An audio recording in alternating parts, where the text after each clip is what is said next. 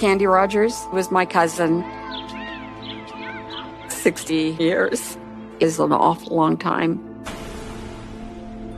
He had done some terrible things to her.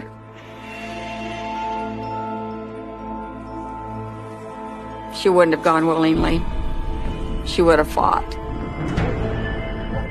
People turned out in droves to come look for Candy, but the helicopter plunged into the water. We're dealing with a monster here. I took a hammer and started smashing the tooth. I can't imagine having to cover up for somebody, no matter how much I love them. Who could have done it? Where is he? Who else has he hurt? Candy has never been out of my mind.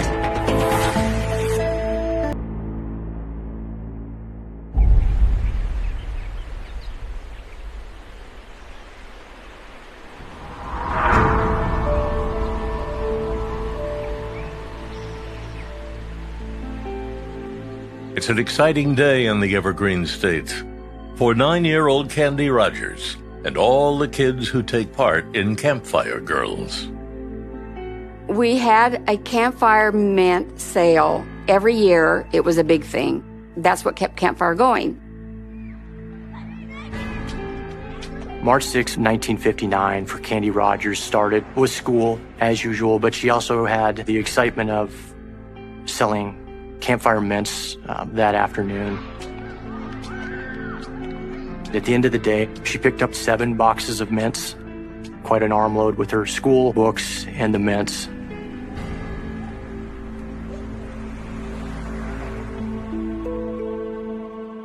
She was a little thing. Candy weighed only 60 pounds, was 4'4".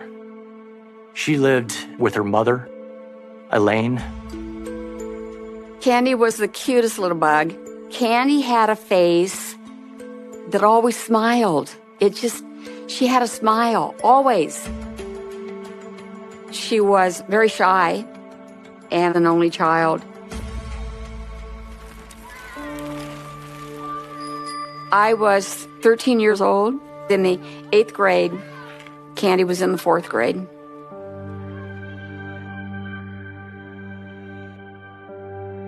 Candy loved dolls. My sister and I also, we were doll kids. And we would play dolls, a lot of make-believe, dress up, lots of dress up. It was very girly. Her mother was a school teacher. Candy's dad lived in Oregon. She lived right next door to her grandparents.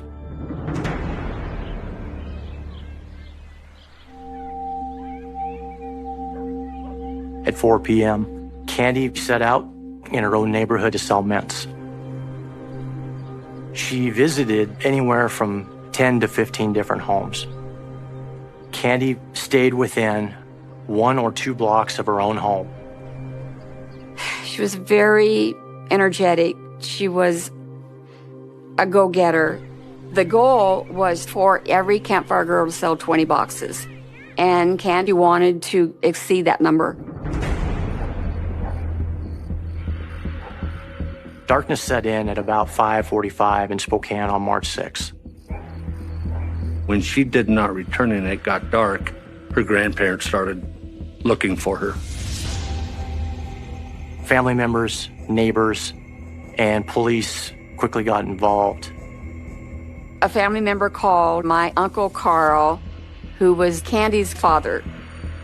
Uncle Carl got in the car and immediately came up, and he never left.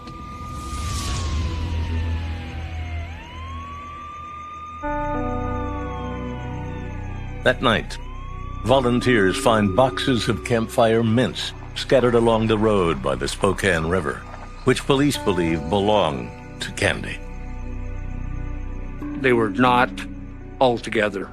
Would tell me that they're getting thrown out of a vehicle while it's moving. She wouldn't have gone willingly. She would have fought. I think in Candy's mind, she was giving the police a trail to follow. One of the boxes of mints they found on the night of the initial search did produce a latent fingerprint.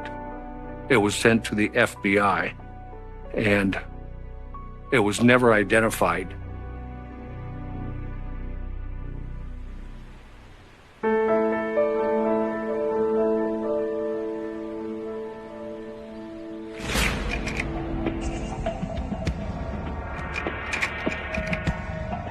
When daylight came, people turned out in droves. Postal workers, Marine Corps, airmen, utility workers, police, sheriff, airmen from Fairchild Air Force Base. Every walk of life came and volunteered their time to come look for Candy. Fairchild is to the west of Spokane. It's a pretty sizable Air Force base and has been there for a long time. We also had a National Guard unit just outside of town.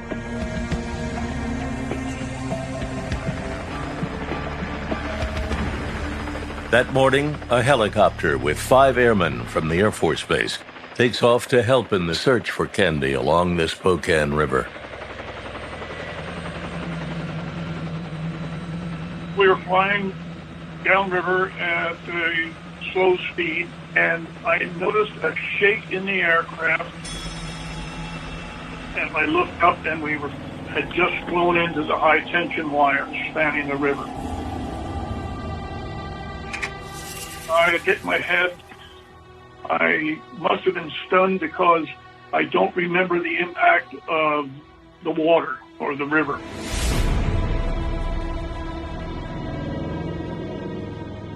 I guess the cold water woke me up. I slipped from the shoulder harness and swam up and then to shore. Unfortunately, 3 crew members did not survive, but 2 were pulled out and did survive the crash. The search for Candy went on. There was a great deal of hope that she would be found alive. We were all praying and hoping that they would find Candy. In my mind, she was going to be fine. Absolutely fine.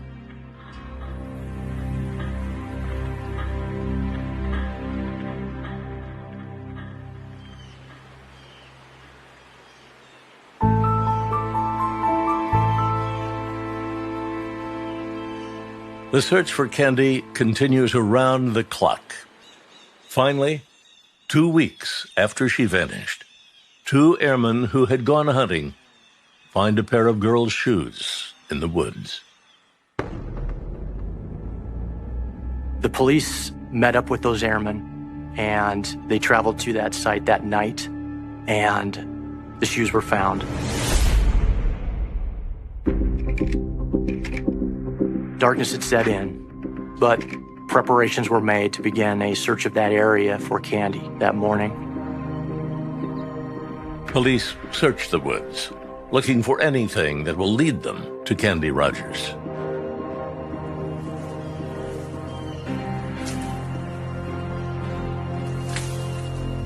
About 50, 60 yards in from the road, my partner and I came to a pile of clippings from trees and dead boughs.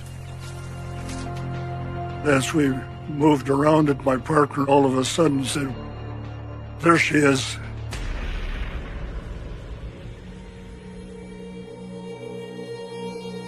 All we saw was a little kneecap of a child sticking out of the brush pile. The police officers stand guard over what could be Candy's remains until detectives arrive. It affects you when you have something like that. I had a daughter, 1 year old, and a son, 5 years old. You have to kind of put it in the back of your mind, or you wouldn't retain your sanity, I don't think.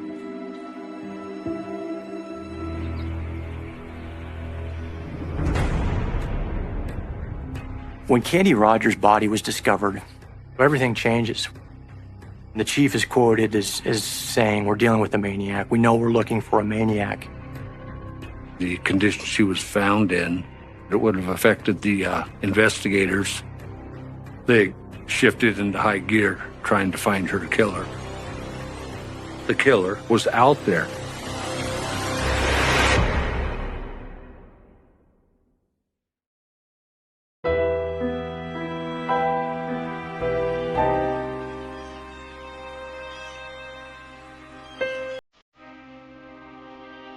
When they found Candy, I just remember being devastated. You don't lose a cousin this way. And my Uncle Carl, Candy's father, had to identify her.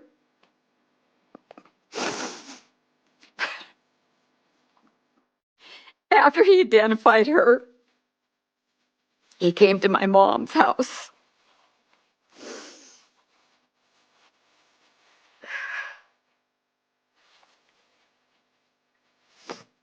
I really didn't think I'd be this emotional. I'm sorry.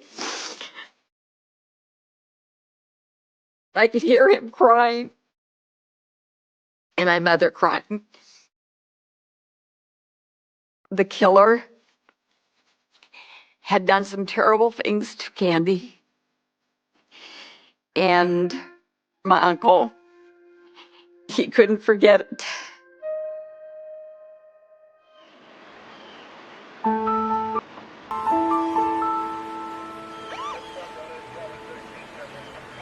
As Candy's family grieves, the coroner conducts an autopsy. Cause of death was determined to be strangulation.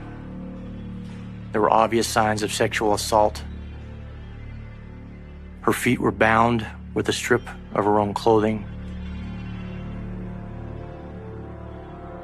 During the autopsy, one of the detectives noticed a material on her little jacket, and he felt it was gum, grape gum.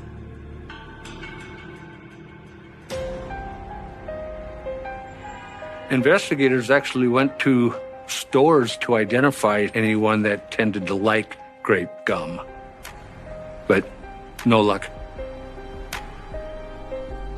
I think any family member was a suspect. My Uncle Carl, Candy's father, was a suspect. He said it was bad. He said having to go in. But he said, they know I didn't do it. Once the family is ruled out, detectives must widen the pool of possible suspects. A person who was tipped, I want to say by a friend, about a man by the name of Albert Graves, who wanted to kill himself after Candy went missing. And on the day that Candy was found, he actually did kill himself. It was reported that he had a history of what was called inappropriate touching with females. At his home, apparently there were newspaper clippings of Candy's search, and in the trunk of his car, they found bobby pins and a length of rope. It piqued their interest. And for someone to take their own life, that's a big red flag that somebody is experiencing a great deal of guilt, perhaps, over Candy. So they looked into him with some considerable hope. But he's dead. They didn't have any other kind of evidence or any witness to the crime, so they could only take that suspect so far. So when they move on, they have to keep following up the other leads.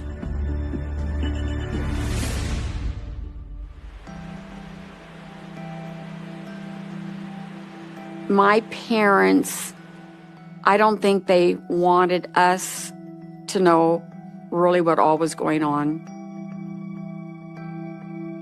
Elaine and Candy were very close. It was a beautiful relationship. She never remarried. She never had any more children. It had to have been very hard on her. Another tip comes in, providing detectives with a strong lead. A career predator whose hunting ground is the same Spokane streets where Candy lived.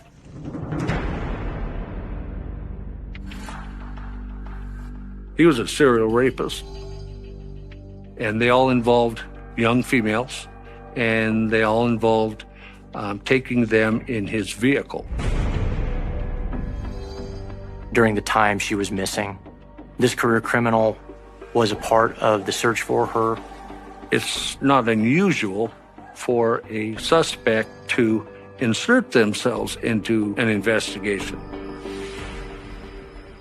This man, on the very night that she went missing, around midnight, contacted one of the motorcycle officers. Then the next day, he started searching on his own for Candy. He also asked a friend for an alibi, very specifically to cover for him, knowing the police would eventually contact him because of his other crimes. This career criminal said that he spent the evening with his friend on the east side of Spokane and left approximately 11 o'clock at night. Detectives contacted that friend and he confirmed his alibi.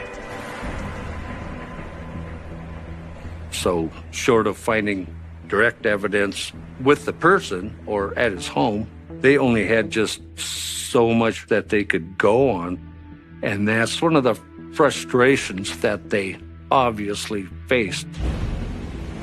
Then the tips just started trailing off. There just wasn't a whole lot coming in.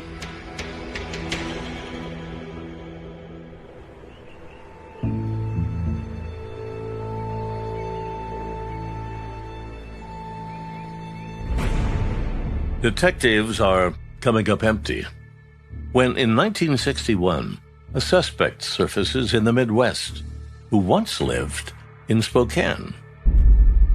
A subject by the name of Hugh Morris emerged, and with good reason.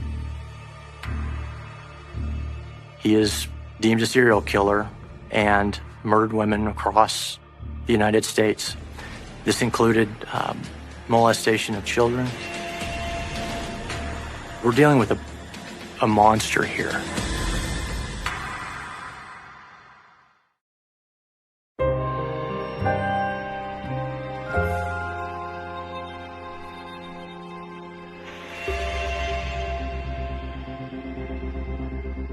Hugh Bion Morse was a sexual psychopath and serial killer who lived in Spokane during the same time that Candy was abducted. He had committed rape, homicides, and molestations across the nation.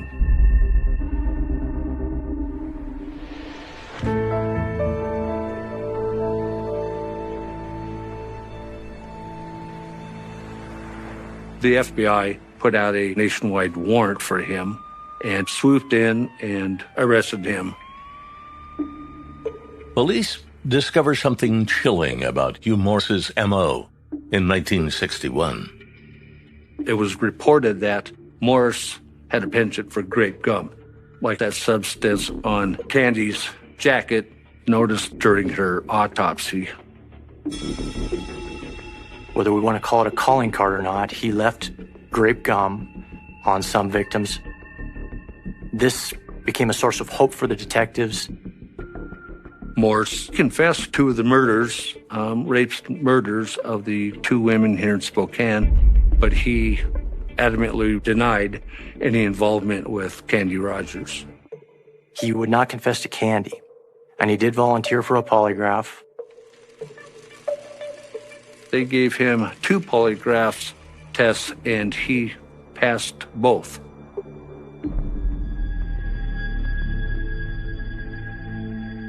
The detectives still felt strongly that they had their guy, but they just couldn't quite make the leap to probable cause.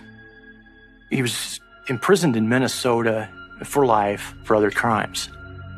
But for Candy Rogers' murder, Morse just didn't pan out.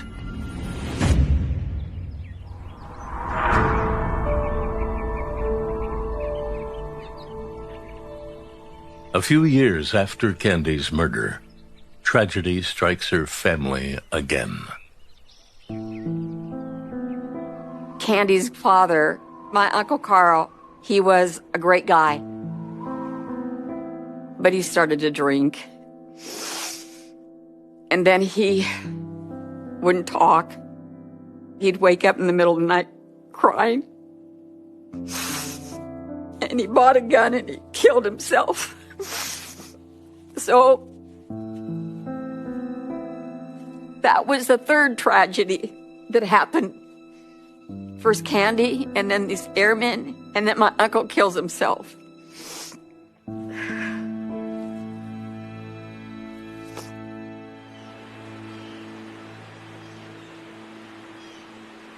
In the mid-'60s, investigators did have to stop because they were at a dead end.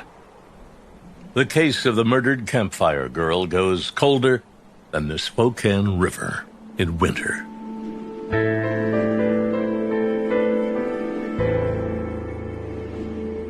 Candy's murder haunts her cousin Joanne.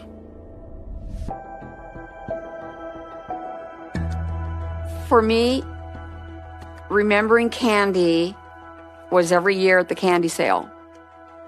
I would think, why did this have to happen? When I became a Campfire leader, we instigated the buddy system, and we said, no Campfire girl is to go out selling Campfire mints by herself. She has to have somebody with her.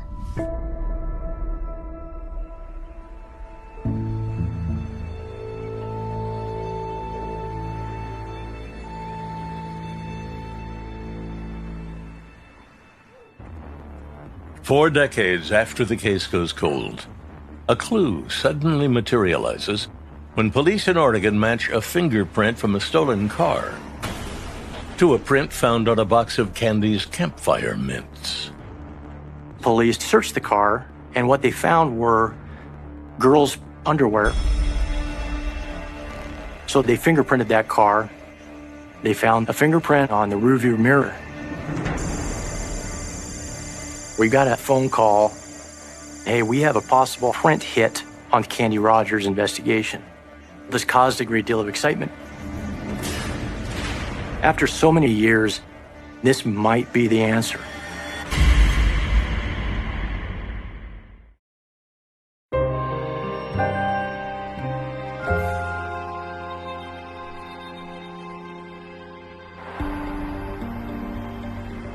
...2001. There was a potential fingerprint hit, what we call an APHIS hit, the Automated Fingerprint Identification System, from a vehicle found in Oregon that apparently matched the fingerprint that was taken off the mint box back in 1959.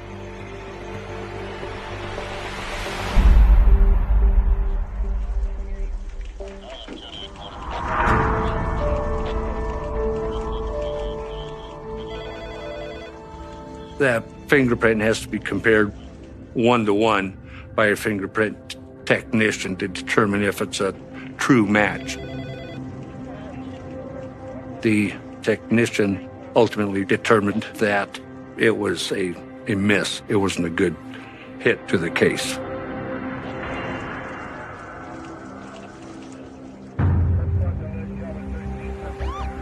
The Oregon lead fizzles. But Candy's case gets new life and a new investigator who takes a fresh look at all the old evidence. She is the first to apply modern DNA to the investigation, determining, does DNA even exist on any of our evidence?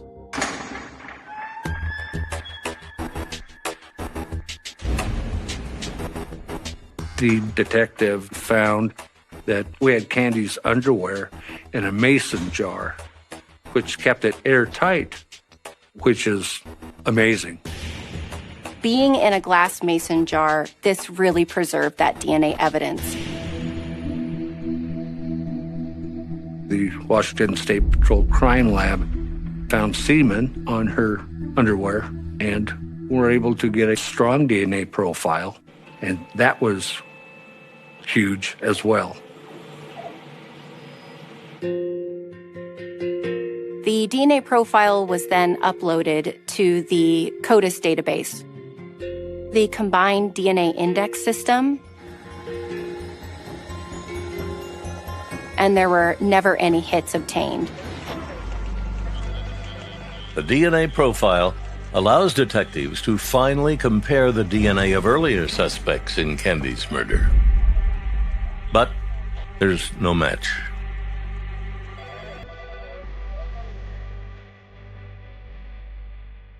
She's our number one victim. She's this little girl who was so viciously assaulted and murdered and thrown away like trash. But the case is cold in every regard. It's genuinely cold. You try to bury things, but there were times that I know I would sit and think about Candy, and especially how she was killed. And I didn't think it would ever be solved.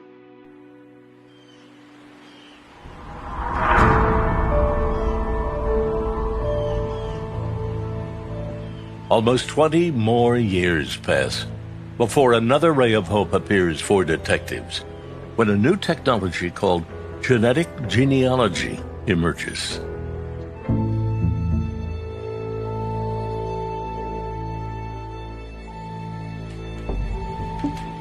Genetic genealogy is the use of ancestry databases to build a family tree around the DNA obtained from the crime scene from the perpetrator who left behind their DNA. When genetic genealogy does its thing, they come up with this amazing result that puts you right back into a current homicide investigation.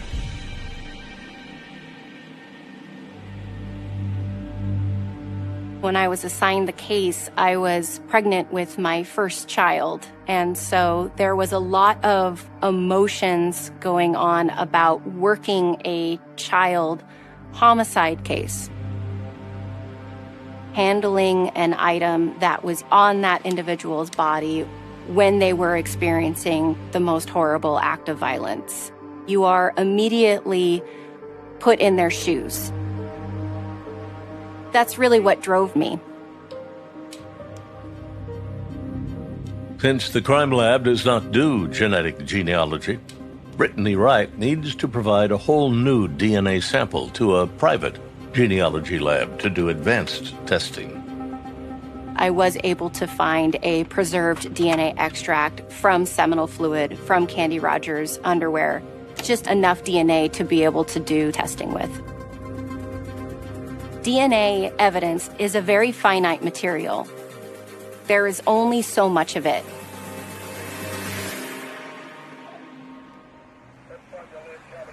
I contacted the Spokane Police Department that we had a sample that we could send off. We chose a lab called Parabon because we'd had a success with them the year before. The lab had asked for about what's called 4 nanograms of DNA. If you were to cut a paperclip into 1 billion pieces, I would only need 1 of those 1 billion pieces to get a nanogram. I put the DNA into a separate sterile tube. I packaged that into a cooler with ice packs and put that inside a box. I then shipped that through the mail to the lab.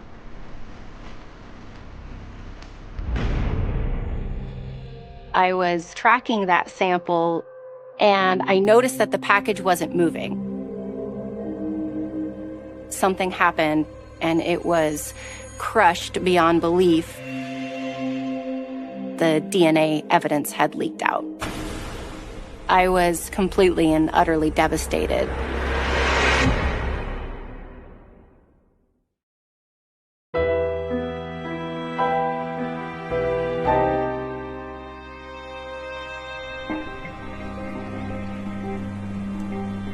We sent a sample to a genealogy lab, and unfortunately, the sample was destroyed in shipping.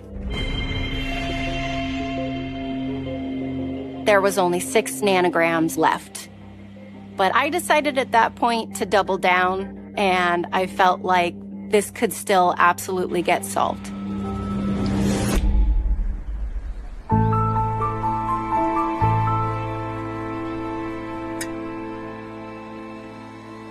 The second DNA sample arrived safely to the lab, but the sample was too far degraded for them to be able to get any usable information. At that moment, I felt like the technology hadn't advanced enough to be able to work a DNA sample as challenging as this.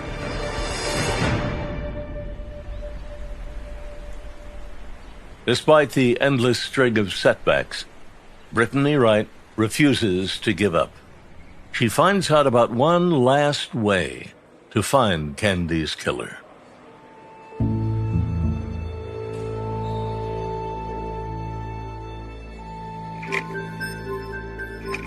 A lab called Othram was offering a type of technology that could handle degraded DNA samples called whole genome sequencing. It could better handle those tiny fragments of DNA that had broken down over time. I asked Sergeant Storment if he was willing to send this little bit of DNA that we had left in the case to try one more time with Othram Labs. I said, we can do this. Let's get it done. The sample was sent off to Othram in March of 2021. If this didn't work, this case was going to be done. Candy's cousin doesn't know that investigators are still trying to find the killer after all these years. I didn't realize that I could have picked up the phone and said, hey, I want to talk to somebody in major crimes and say, what's going on with the Candy Rogers case? We just never did it. I didn't know people could do that. 60 years is an awful long time.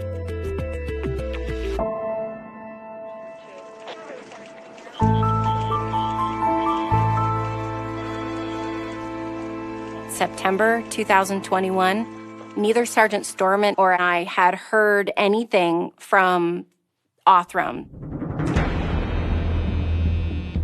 It's Labor Day weekend, and my phone starts coming to life. I know this is Othram calling about Candy Rogers. They have somebody in mind, or at least a family. We at least have a name. I don't think I'm a very excitable person, but that was incredible. I've never had a phone call like that in my life. It came out of nowhere. Both Sergeant Storment and I were in complete disbelief.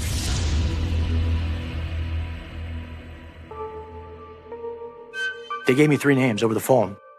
They were John Hoff, Terry Hoff, and James Hoff, all brothers who lived in Spokane and were now deceased.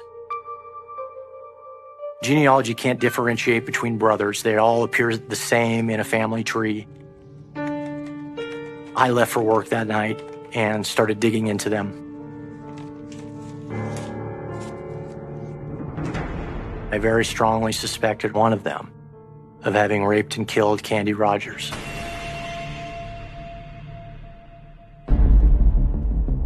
My next steps are to narrow it down to the one, and I want to do that through DNA. They're all 3 dead. John Ray Hoff appears to be the only one with any children.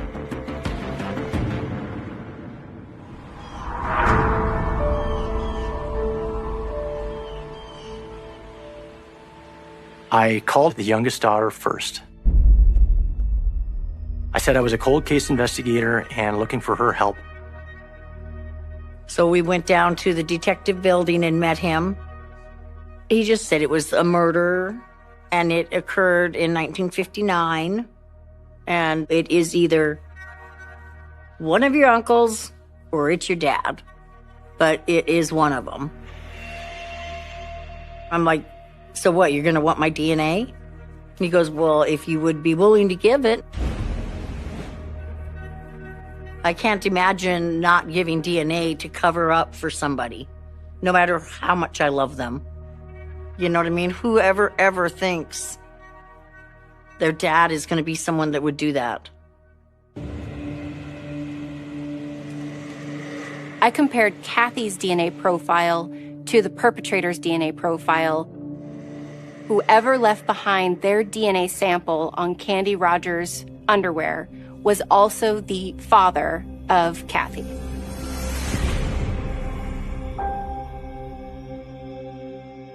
John Ray Hoff had a petty juvenile record.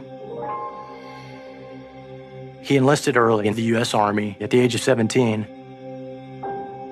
He was stationed in Spokane at the time of Candy Rogers' homicide.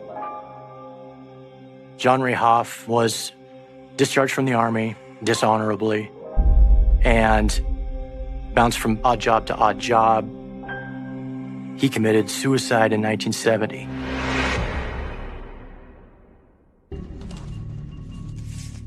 All signs point to John Ray Hoff. But there is a huge question hanging over the case.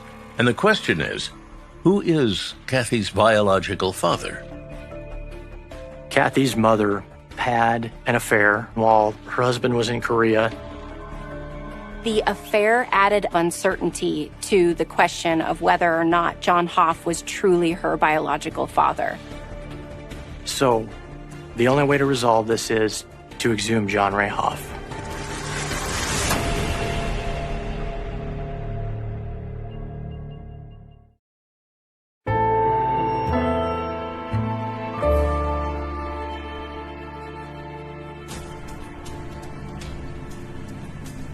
The reason to exhume John Hoff was to be able to do a direct comparison of John Hoff's DNA to the crime scene evidence and not have any room for doubt.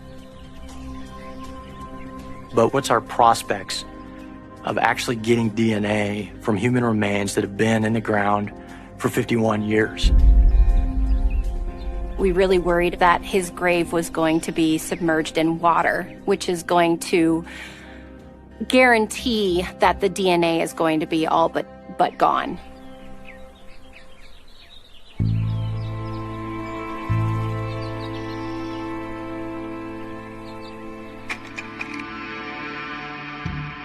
They got to work digging the grave and opening the cement vault. There were skeletal remains. But there was absolutely no usable DNA. I decided to give one more shot and try and get DNA from his teeth. I took a hammer and then I just started smashing until the tooth was fragmented enough to where I could access the roots of the teeth. I actually had DNA in one of those teeth. I was very, very excited. I ran that sample overnight. When I got to work, I ran to my computer and I opened up the software that analyzes the DNA profiles. It's October 1st of 2021. Brittany calls and says, "That's it. It's him."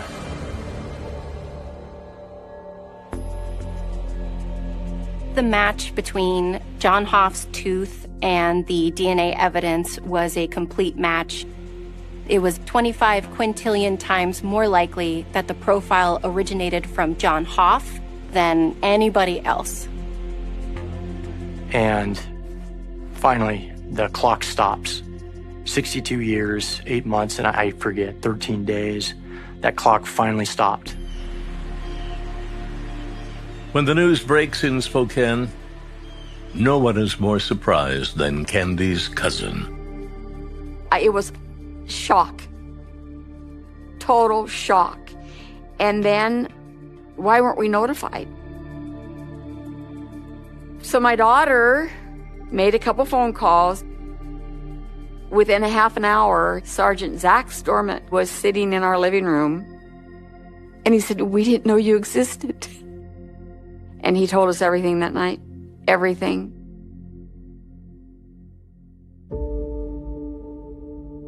I wanted people to know what my dad did. There's no making him pay for it.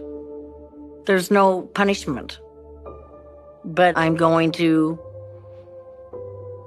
expose him. It's not like I feel guilty like I did it, but I feel responsible, like I wish I could fix it.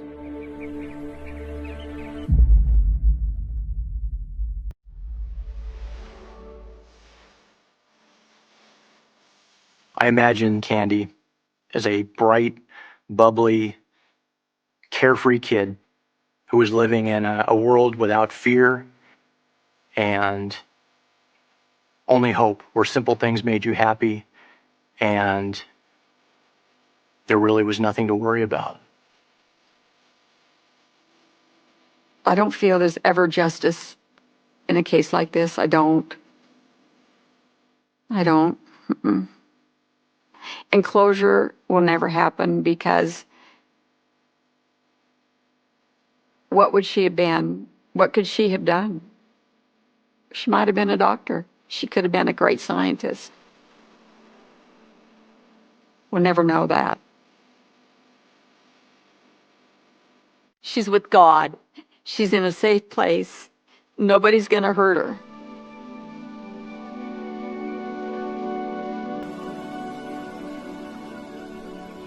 This is so fresh for you. Please know it will get easier. Oh, honey, it will. It'll get easier. And it won't hurt as bad. Since the discovery of Candy's killer, after 62 years, Joanne Poss and Kathy Baird have met and made a real connection. I haven't had anybody act like they know me. Like we'll never be able to get away from it. But me and Joanne are able to build a relationship out of this. And there's going to be moments that seem like just want to sit and cry. It's like it's been a whole circle. I mean, her father took my cousin's life, but now I'm friends with the daughter and think very highly of her.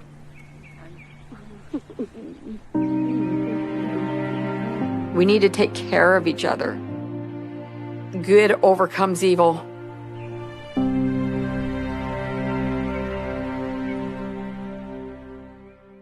The snow fell without sound, thin flakes drifting through the yellow cone of a streetlight, settling on the empty road as if trying to erase it. Somewhere in Colorado, in the winter of 1981, a clock kept ticking in a quiet house that would soon become a place no one wanted to remember, and a phone line stayed silent just a little too long.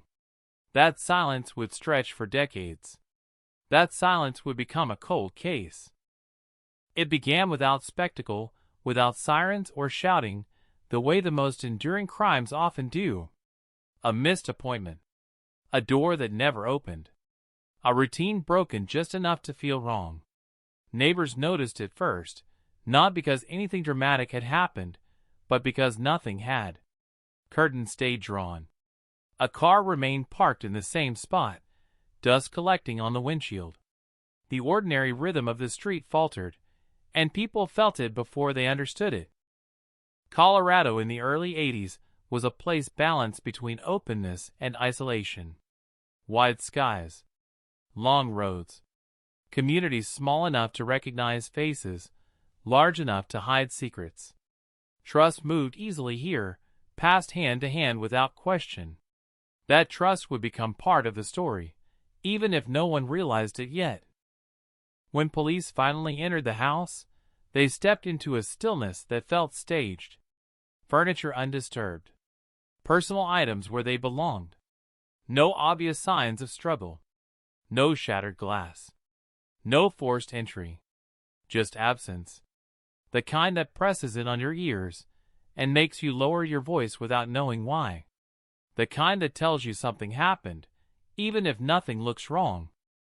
They walked room to room, documenting what was there and what was not.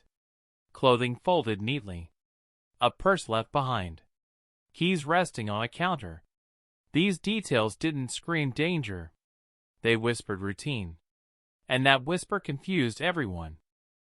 Outside, the street filled slowly with neighbors standing in small clusters, coats pulled tight, exchanging fragments of information that didn't add up. Someone mentioned seeing a light on late the night before. Someone else thought they heard a car. No one was certain. Certainty vanished quickly, replaced by speculation that moved faster than facts. The name of the missing person began to circulate, spoken first with concern, then with fear. Flyers appeared on telephone poles and grocery store boards, black and white photos curling at the edges. A face frozen in time, smiling into a camera years before anyone could imagine this ending. The word missing followed the name everywhere, heavy and unfinished.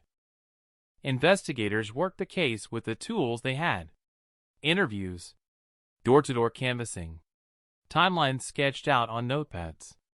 They asked the same questions repeatedly, hoping repetition might loosen something hidden. When was the last contact? Who had been seen nearby? Whether anything unusual had been noticed in the days leading up to the disappearance. The answers were vague, well-intentioned, and complete. There were no obvious enemies, no public disputes, no history that pointed clearly toward violence. The victim's life, on paper, looked quiet, predictable, safe. And that safety complicated everything. Searches expanded outward. Fields, drainage ditches, wooded areas along highways that seemed to lead nowhere. Volunteers joined police, boots sinking into snow and mud, breath visible in the cold air. They looked under branches and behind abandoned structures, driven by a mix of hope and dread. Each hour that passed without discovery tightened the knot in the community. Then came the first wave of theories. A voluntary disappearance. A sudden decision to leave everything behind. It was a comforting idea for some, an explanation that avoided darker possibilities. But it didn't hold up under scrutiny. Too many personal belongings left behind. Too many plans interrupted. Life had not been packed away. It had been abandoned. The investigation shifted tone. Missing person became suspected foul play. The language hardened.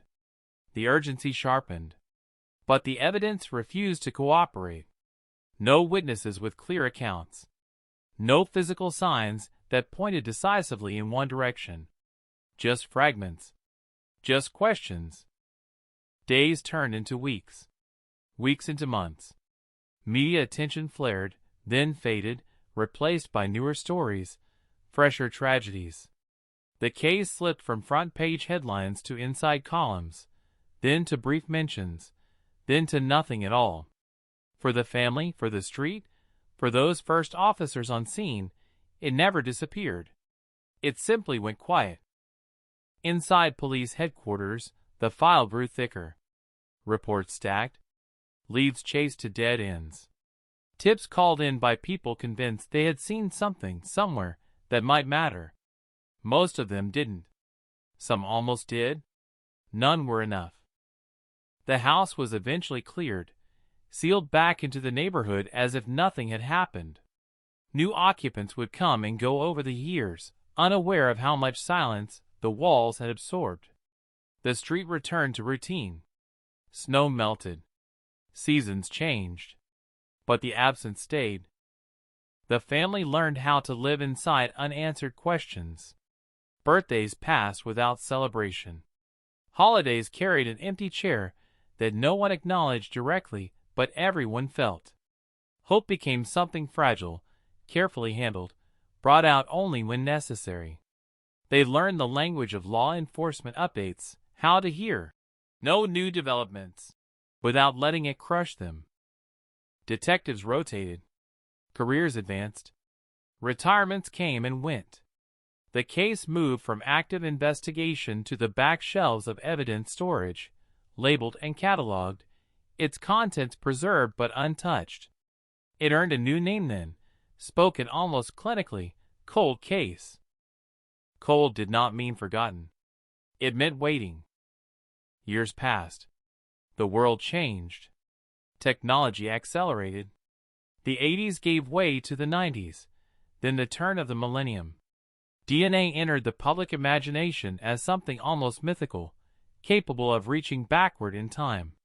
But for this case, there was nothing obvious to test. Or so it seemed. The community rarely spoke about 1981 anymore, but the story lingered in glances and lowered voices. New residents heard fragments, rumors passed along without detail. A disappearance. A mystery. An unease that never quite left. Children grew up unaware of the full story, but sensing that some questions were better left unasked. Inside the evidence room, boxes sat undisturbed, their contents aging quietly. Samples collected with care, but limited foresight. Hairs, fibers, biological traces whose significance was not yet understood. They waited alongside handwritten notes and faded photographs, each item a potential voice that could not yet speak. Cold case detectives eventually reopened the file, not because of a breakthrough, but because of time. Advances had made the impossible plausible. What once seemed unusable now carried promise. The case was re-examined piece by piece, not with urgency, but with patience learned the hard way. They reconstructed the timeline, scrutinized old statements, questioned assumptions that had hardened into fact.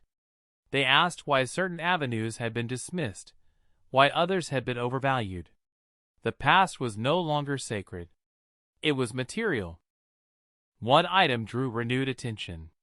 A piece of evidence overlooked not out of negligence, but limitation. At the time, it had offered no clear answers. Now, decades later, it felt different. Heavy. Charged. Like a match waiting for friction.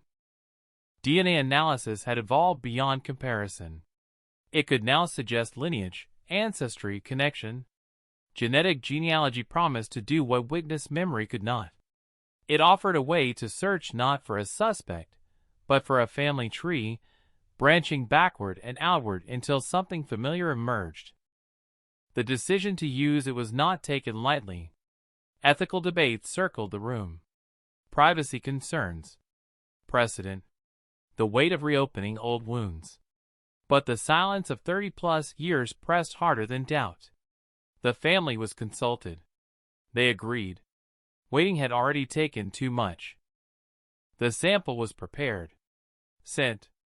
Logged into a system that did not exist when the case was born. And then, once again, there was waiting. Different this time.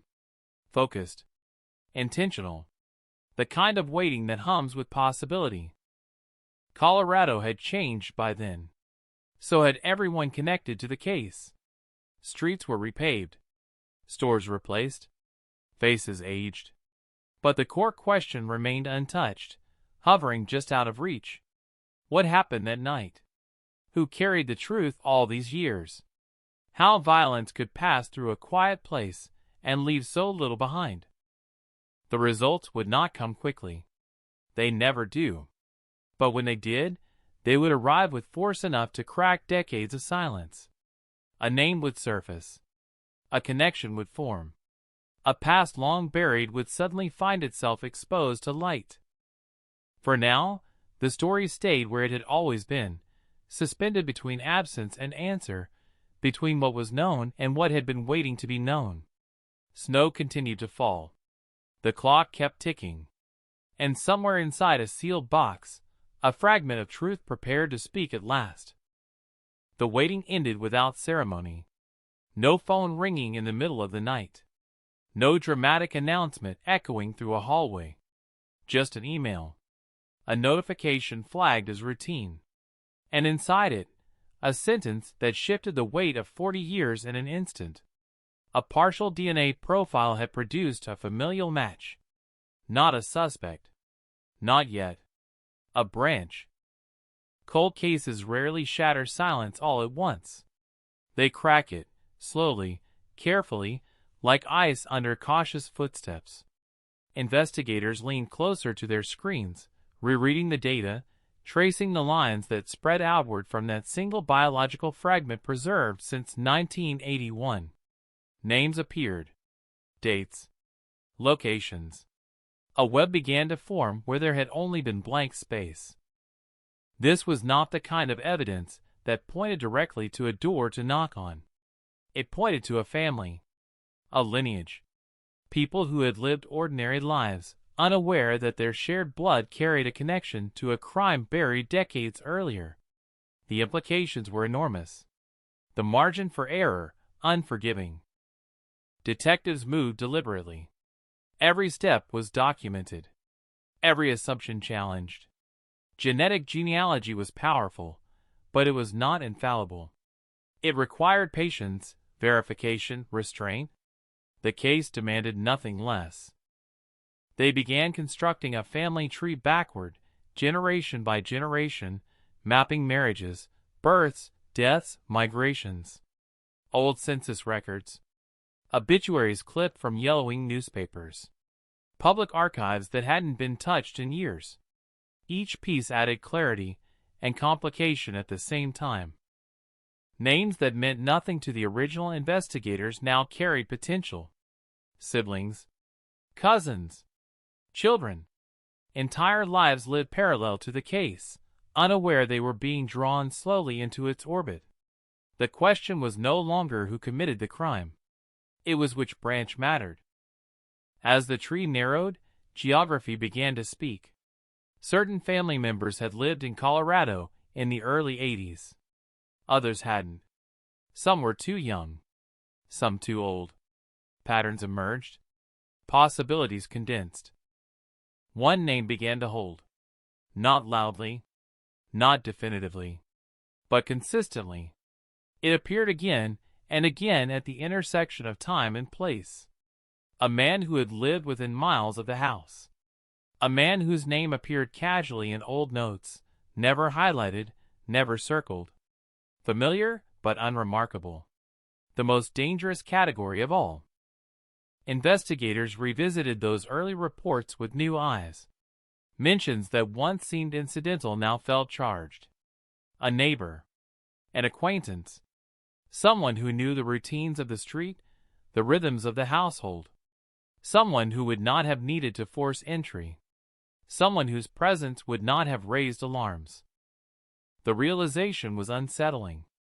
Not because it was shocking, but because it wasn't. The idea that the truth had always been close enough to touch, hidden behind normalcy, made the years of waiting feel heavier. Surveillance was quiet. There would be no confrontation yet. No accusation without certainty. Detectives observed from a distance, piecing together the present-day life of a man who had aged into obscurity. He had a job, a routine, a history that appeared unremarkable on the surface. No flashing red flags. No dramatic downfall. Just decades of living. And that, somehow, was the most disturbing detail.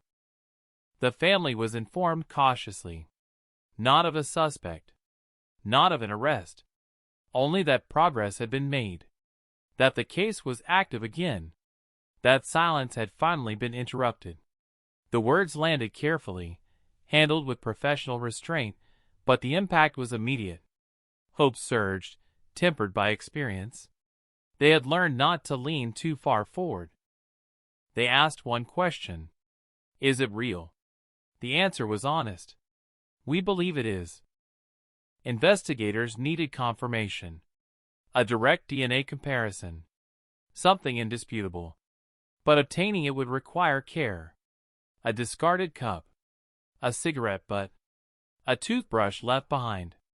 Anything that could be collected legally, quietly, without alerting the subject. The waiting returned, but it felt different now. Focused. Sharp. Each day carried momentum. Every movement by the suspect was noted. Every opportunity evaluated. The past and present overlapped in a way that made time feel unstable. The sample was collected without incident.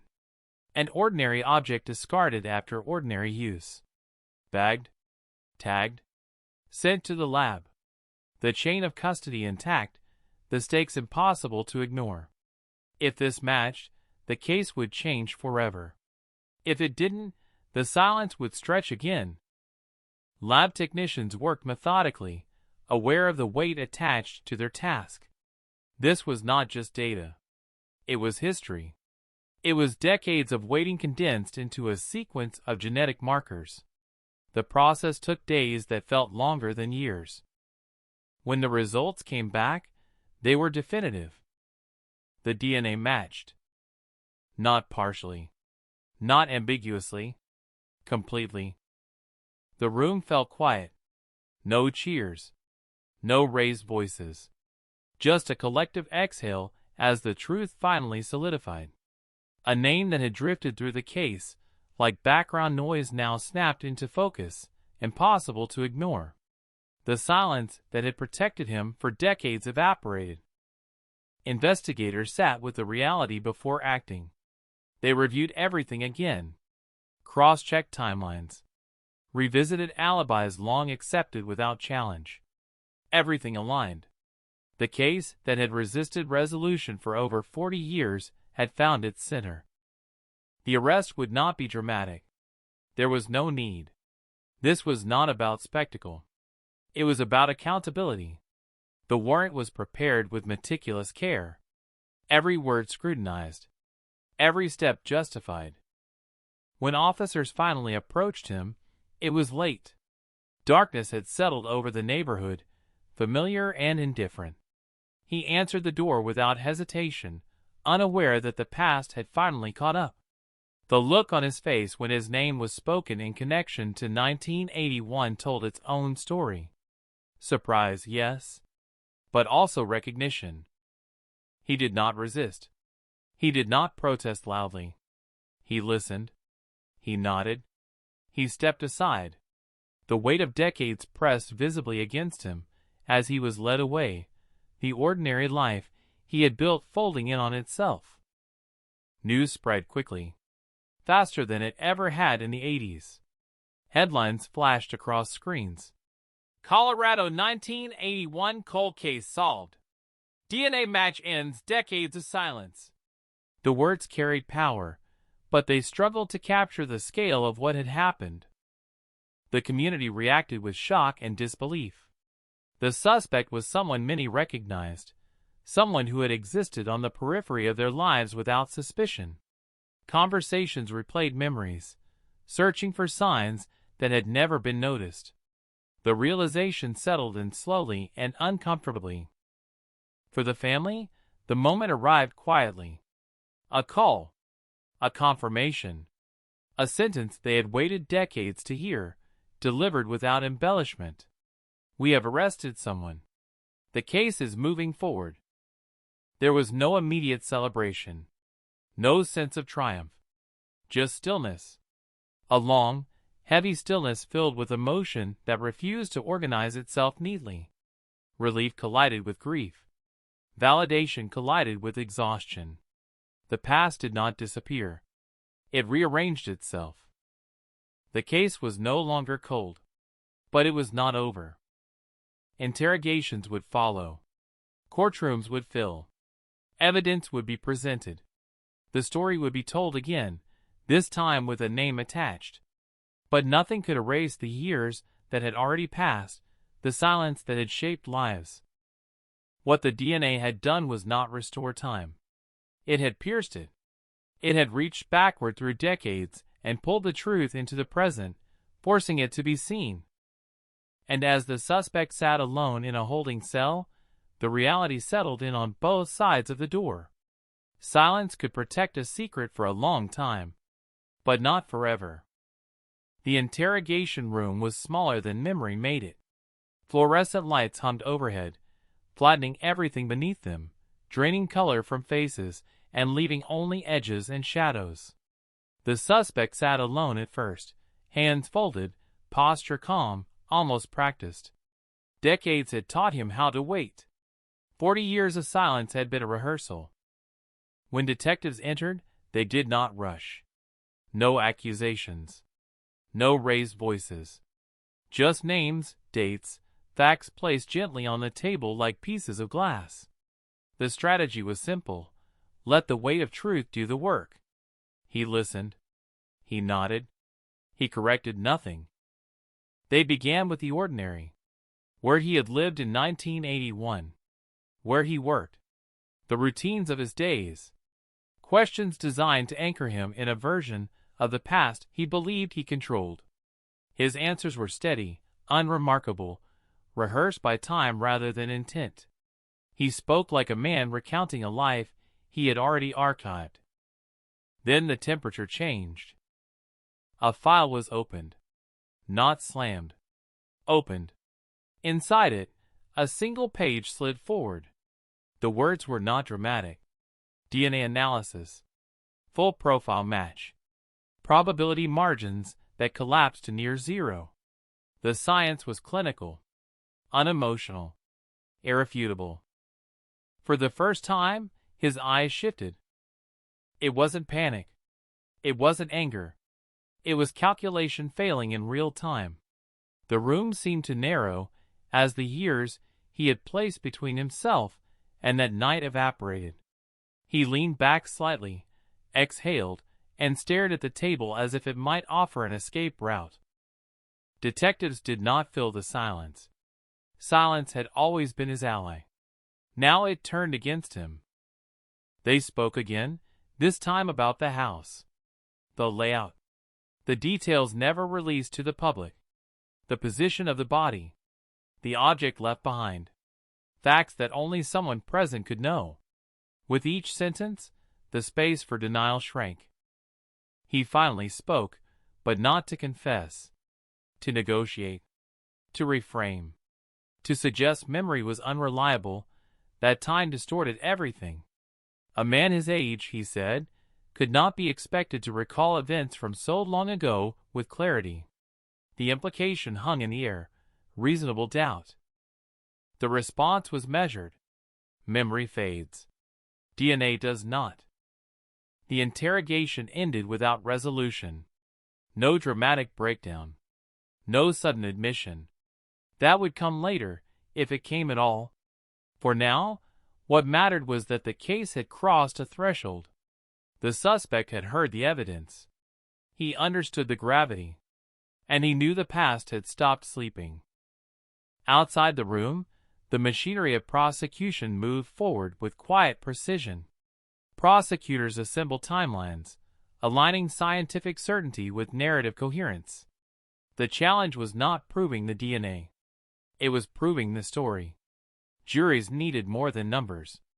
They needed context, motive, opportunity, a path that made sense.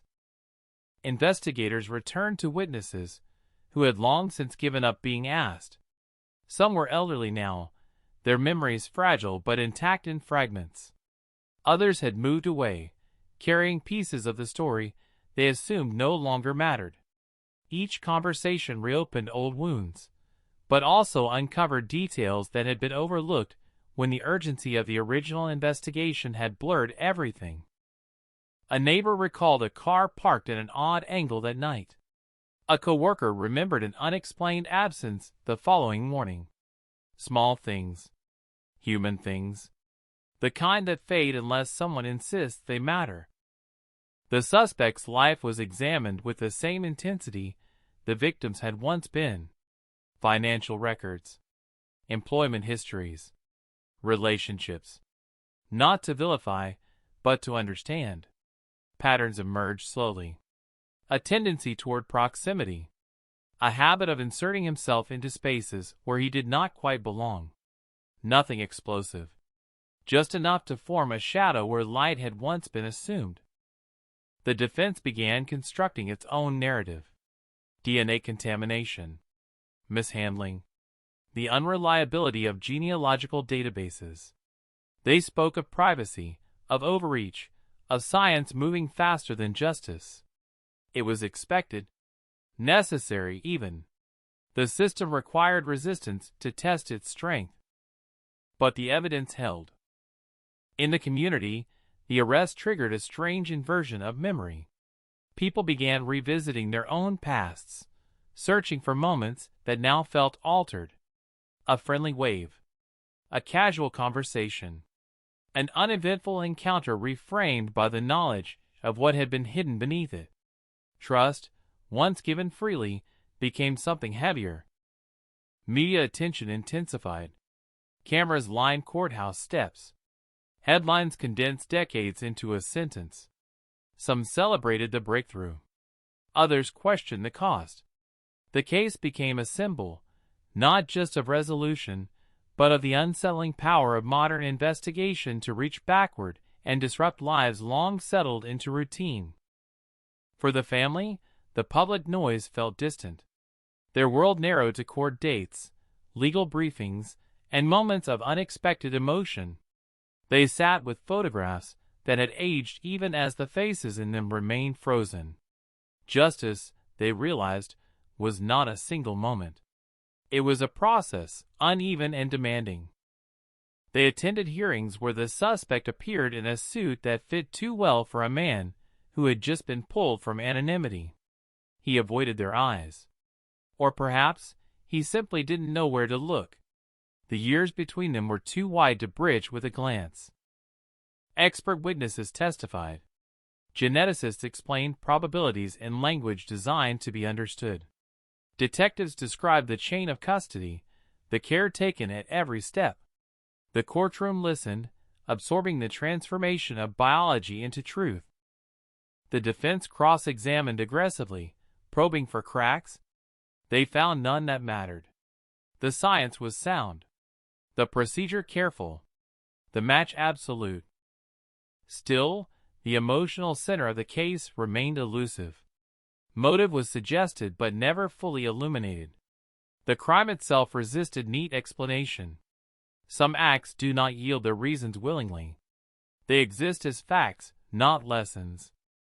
As the trial approached, the suspect's demeanor changed subtly. The calm calcified into something heavier. He consulted frequently with his attorneys. Papers were passed. Whispers exchanged. The walls closed in. Then, unexpectedly, a shift. A request. A conversation. The possibility of a statement. It did not come in the form people imagine. No dramatic confession. No cinematic monologue. Just an acknowledgement, partial and carefully worded, offered through counsel. An admission of presence. Of being there. Of things that went wrong. Language chosen to admit without fully surrendering. For the prosecution, it was enough. For the family, it was something else entirely. Not closure. Not peace. But confirmation. The truth, spoken aloud, even imperfectly, carried a different weight than evidence alone. Sentencing would come later. Appeals would follow. The legal process would continue to stretch forward, indifferent to the human desire for finality.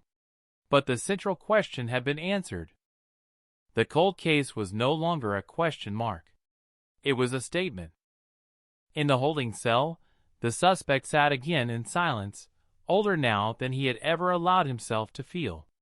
The decades he had lived freely pressed against him, not as triumph, but as burden. Time had given him distance, but it had also sharpened the reckoning. Outside, night settled over Colorado much as it had in 1981. Streets quiet. Houses dark. Life continuing. But something fundamental had shifted.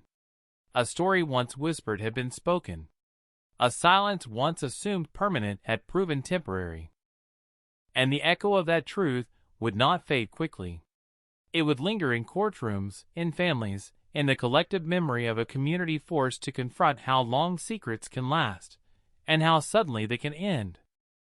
The courtroom air felt heavier as the proceedings dragged on, thick with the residue of stories told too late. Wood paneling absorbed every whisper, every breath, as if the room itself had learned to keep secrets. Outside, reporters clustered, rehearsing lines meant to compress 40 years into something consumable. Inside, time stretched again, elastic and unforgiving. The judge entered without ceremony. Papers shuffled. The defendant rose. He looked smaller now, diminished not by age alone, but by exposure. A life once protected by obscurity was being measured, sentence by sentence, against a single night in 1981 that refused to loosen its grip.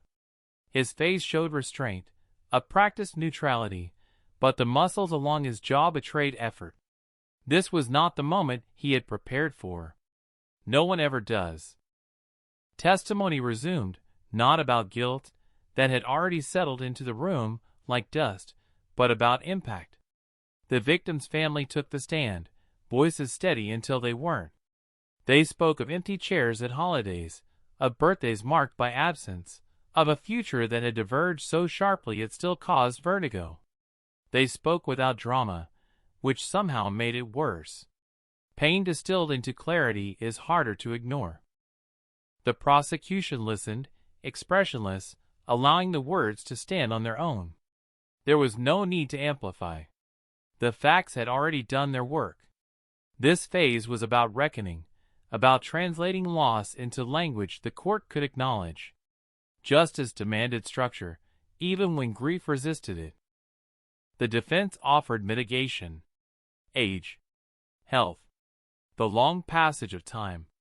They argued that punishment now could never equal punishment then, that decades of ordinary life had softened the edges of culpability. They spoke carefully, aware of the optics, careful not to sound like they were asking for mercy, only understanding. The distinction was thin. The defendant addressed the court. He did not look at the family. He did not look at the cameras. He looked straight ahead, as if addressing an invisible horizon. His words were measured, clipped, devoid of narrative flourish. Regret was mentioned, but not explored. Responsibility acknowledged, but framed. It was less a confession than a concession, an attempt to conclude without unraveling. Silence followed, the kind that presses inward. When the sentence was read, it landed without drama. Years quantified. Consequences named. The law doing what it could within its limitations. The defendant nodded once, as if confirming an internal calculation. Guards stepped forward. The moment passed. History recorded it. Life moved on, unevenly. Outside, the cameras captured reactions that would be replayed, analyzed, forgotten.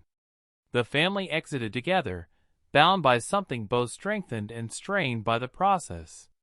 Closure, they would later say, was a misleading word. Nothing closed. Something shifted. The weight redistributed. In the weeks that followed, the case continued to ripple outward. Podcasts dissected it.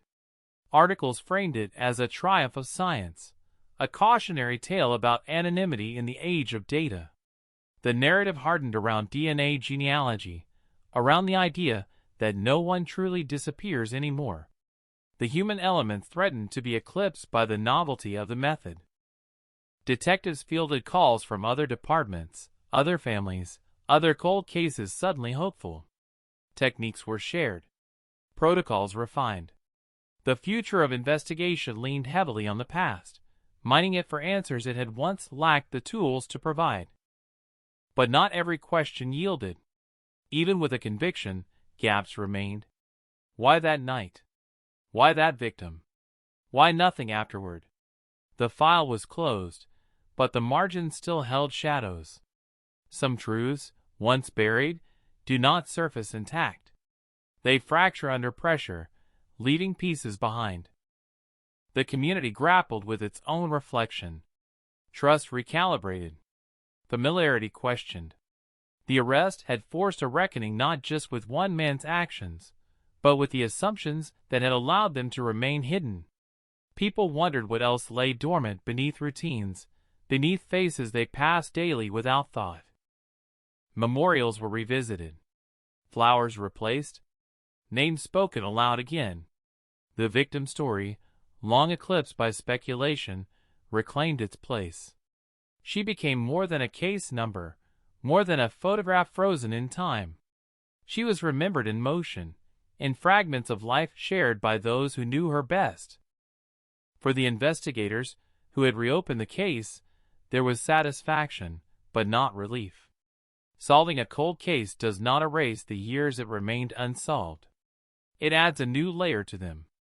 They return to their desks, to other files, other questions. The work never ends. It only shifts focus. At night, some of them still thought about the evidence as it had once been. The limitations, the near misses, the moments where a different decision might have changed everything. Hindsight sharpened those thoughts, but it also affirmed the necessity of persistence. Time, it turned out, could be an ally as much as an obstacle. The defendant began his sentence quietly. Intake processed him like any other. Clothes exchanged. Personal effects cataloged. The past reduced to inventory. In the institutional lighting, his face looked older, less defined. The anonymity he had once enjoyed returned, but stripped of freedom. A different kind of silence. Letters arrived. Some supportive, some condemning. He read a few. Ignored most. The story that had followed him into confinement would outlive him there. He would be remembered not for the decades in between, but for the moment that finally caught up. For the family, life resumed its uneven rhythm. There were days when the resolution felt distant, days when it pressed close. They navigated anniversaries with a new awareness, a changed context. The absence remained, but it had a shape now, defined by truth rather than uncertainty. They visited the grave together one morning, quiet and unobserved. No speeches, no cameras, just presence.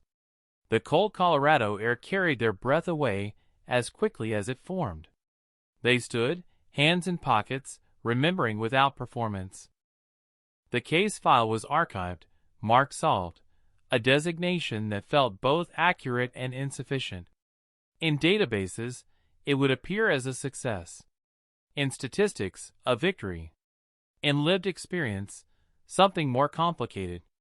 Justice had been served, but time had already taken its share. Years later, new technologies would emerge, new methods refined. Other cases would follow similar paths, their own secrets coaxed into the light. This one would be cited, referenced, used as precedent. A proof of concept. A warning. A promise. But for those closest to it, it remained singular. A night that changed everything. A silence that lasted too long. An answer that arrived with the force of inevitability rather than surprise. The story did not end with a sentence. Stories like this never truly end. They echo, reshaping memory, informing caution, reminding those who listen that the past is not inert. It waits. It watches. And sometimes, after decades of quiet, it speaks with undeniable clarity, demanding to be heard at last. The silence after a verdict is different from the silence before it. Before, it vibrates with questions, with theories whispered late at night, with hope and dread braided together. After, it settles like dust, fine and pervasive, coating everything that remains. In Colorado, the air seemed to hold that dust for weeks. People spoke more softly, as if volume itself might disturb what had finally been laid bare. The courthouse emptied, then filled again with other matters, but the echo lingered. Clerks filed paperwork with practiced motions. Judges moved on. The machinery of justice never pauses long enough to mourn. Yet the case left fingerprints everywhere, in conversations at grocery stores, in cautious glances between neighbors, in the way parents watched their children a little longer at dusk. For detectives, the aftermath arrived in fragments. Emails from colleagues across the country asking about protocols, about genealogy databases, about the moment they knew the match was real. Calls from families with old photographs, old questions, old pain. Each message carried the same undercurrent. If it happened here, could it happen for us? Hope, fragile and sharp, is a difficult thing to carry. They answered carefully. No promises. No shortcuts. Science is powerful, they said, but patience still mattered. Context mattered. The past does not yield easily just because technology advances. It must be approached, respected, reconstructed piece by piece. In the evidence room, boxes once sealed were returned to shelves, labeled with new certainty. The items look smaller now, less ominous. A shirt folded neatly. A fragment of material preserved with care. Objects that had waited decades for a voice. They had spoken, finally, through numbers and sequences, through probabilities that erased doubt. Still, they remained objects, mute again, their work done. One investigator lingered longer than the others, standing in the fluorescent glow, thinking about the first time he had opened the file. How thin it had seemed. How incomplete. He remembered the skepticism from some colleagues, the quiet resistance to reopening wounds that time had already scarred over. He remembered thinking, then, that the file felt unfinished. Now it was finished, officially. Emotionally, it never would be. The media cycle moved on, as it always does. New cases rose to the surface, new outrages claimed attention. The headlines that once screamed about DNA breakthroughs softened into retrospectives, then faded into archives. Algorithms replaced memory. What remained lived mostly in those directly touched by it. For the family, the absence took on a different texture. The not knowing had been replaced by a certainty that did not comfort as much as it clarified. They found themselves recounting the story differently now, without speculation, without the hesitant phrases that once dotted every explanation. The truth was a straight line, and walking it required balance. They discovered unexpected moments of anger, not at the outcome, but at the time stolen. Years spent imagining possibilities that no longer mattered. Energy poured into hope that had nowhere to go. Grief had been delayed, stretched thin by uncertainty, and now it arrived all at once, dense and heavy. Counselors called it delayed closure. The family called it exhaustion. They sorted through old belongings together, things packed away because they had been too painful to touch. Letters, cassette tapes, photographs curling at the edges. Each item was a reminder that life had continued even when answers had not. They laughed at small memories, then stopped abruptly, surprised by the sound. Laughter felt disloyal for a moment, until they realized it wasn't. In the town, people argued quietly about what the case meant. Some praised the science, the inevitability of justice.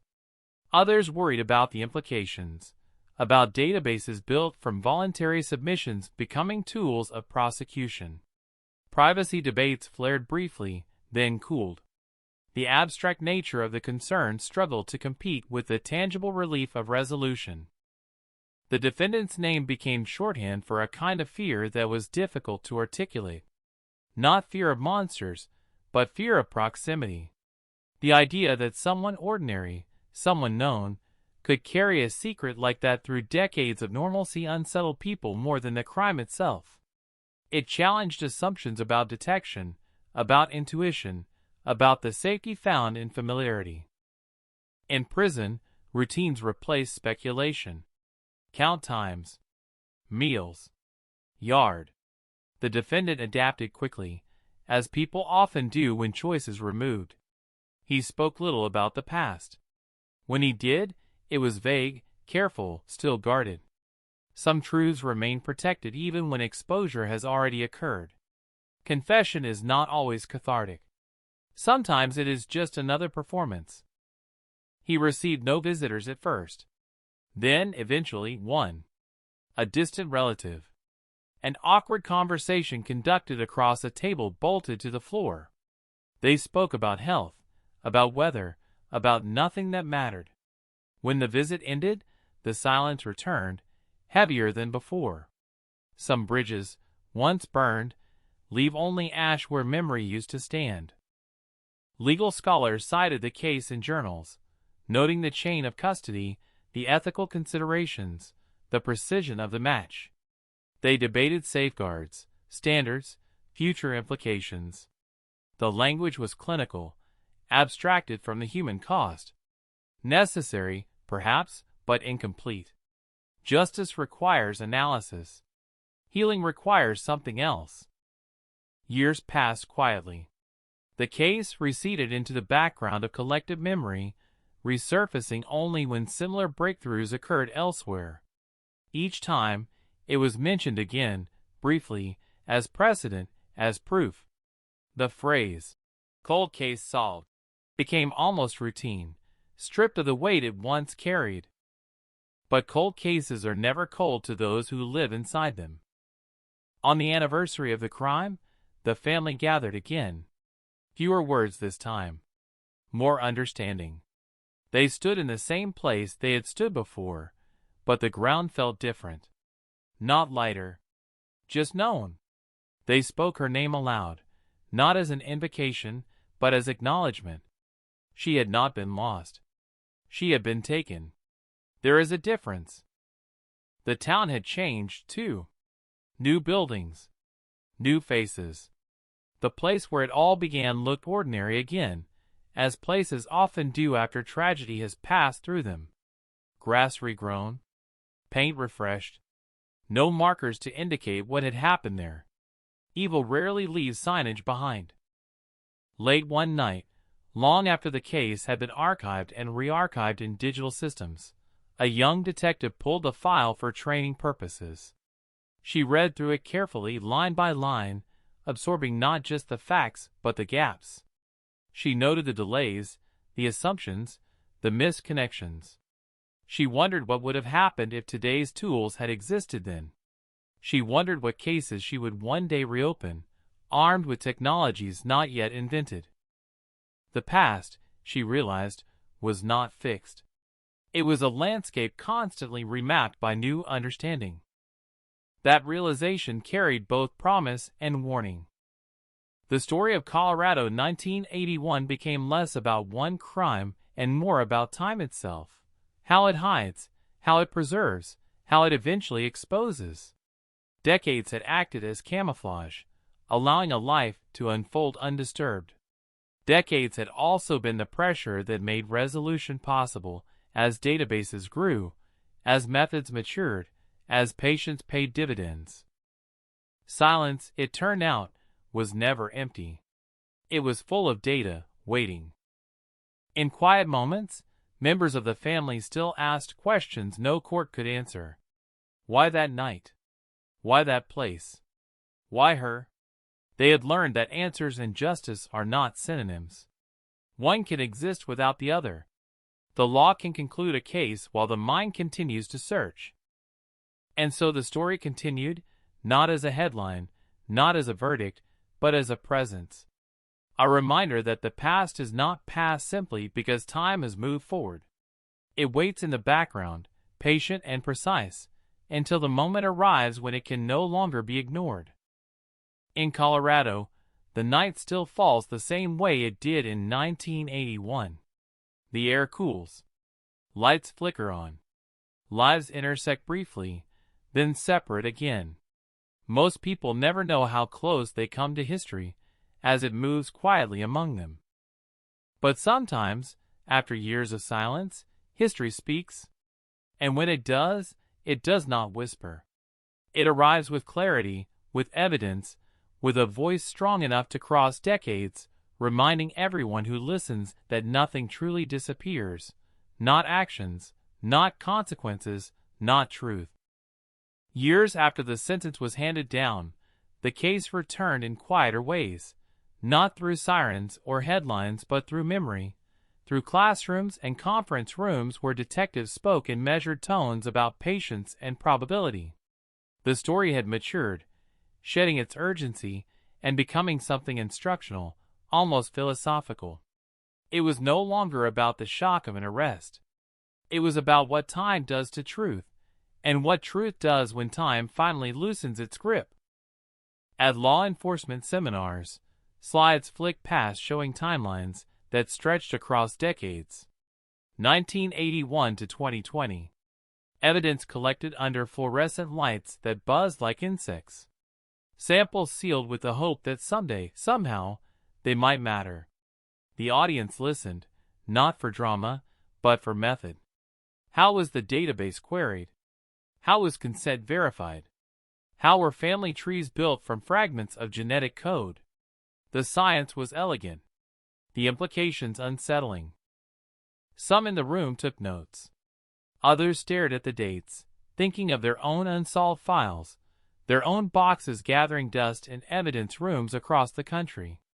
Cold cases, they realized, were not dormant. They were deferred, waiting for the future to catch up. In Colorado, the detectives closest to the case had mostly moved on. Promotions, retirements, transfers. The original file sat in an archive, its digital footprint mirrored and backed up, its physical components preserved against decay. Yet the case followed them in ways they hadn't expected. In quiet moments, it surfaced uninvited, a reminder of why they had stayed in the job when so many others had left. One detective, now nearing retirement, found himself waking before dawn more often. The early light reminded him of the morning the body had been discovered, the way fog had clung low to the ground, obscuring details that would later feel crucial. He had been young then, confident that diligence alone could solve anything. The decades had taught him otherwise. Diligence needed allies. Time. Technology. Luck. He sometimes wondered what the victim would have become if that night had never happened. The question had no answer, but it persisted, sharp and insistent. Justice had been served, the courts would say. But justice does not restore futures. It only acknowledges their theft. For the family, life settled into a new normal that still felt provisional. The certainty they had once craved brought its own complications. There was no longer room for hope in the abstract sense, no imagining alternate endings. The truth had closed those doors, even as it opened others. They became advocates, quietly at first, then more openly, lending their voices to discussions about cold case funding, about victim support, about the long tail of unresolved crime. They spoke at small gatherings, then larger ones. They learned to condense their experience into something shareable without flattening it. They learned when to stop talking, when the weight of the story threatened to tip into spectacle. They protected the memory of their loved one fiercely, resisting attempts to turn her into a symbol divorced from her humanity. At one event, a woman approached them afterward, tears in her eyes, clutching a faded photograph. Her brother had disappeared in the late 70s. No body. No answers. The family listened, recognizing the cadence of uncertainty, the way it shapes every sentence. They offered no promises. Only solidarity. Sometimes that was enough to keep someone standing. The defendant's appeals moved slowly, as appeals do. Arguments about procedure. About the admissibility of genealogical evidence. About whether the reach of modern science into the past constituted an overstep.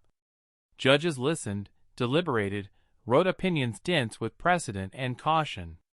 The sentence stood. The law, for now, was satisfied. In prison, time regained its familiar shape, monotonous, relentless. The defendant aged visibly, the years he had once stolen back from the past now exacting their own toll.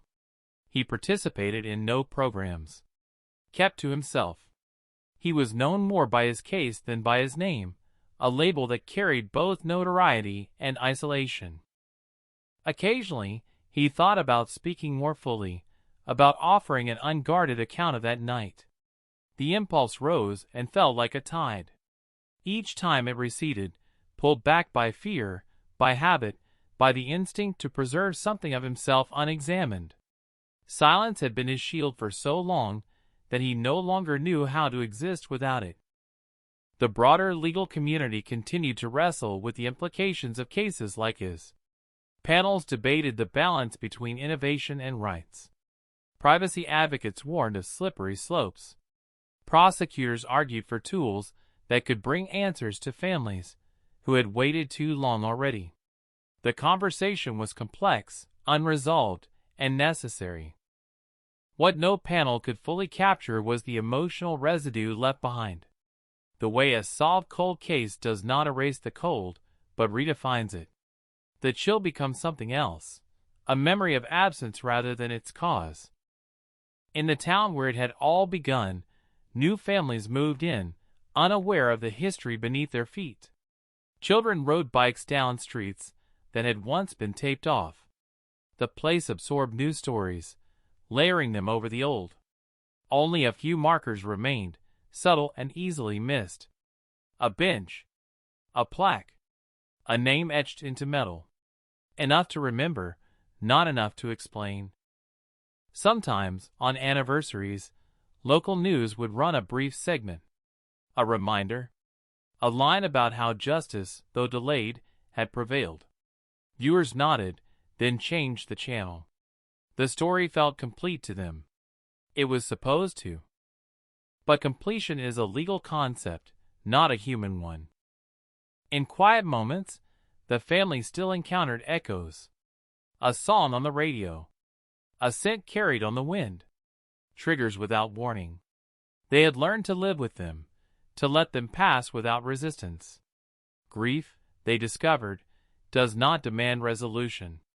It demands recognition.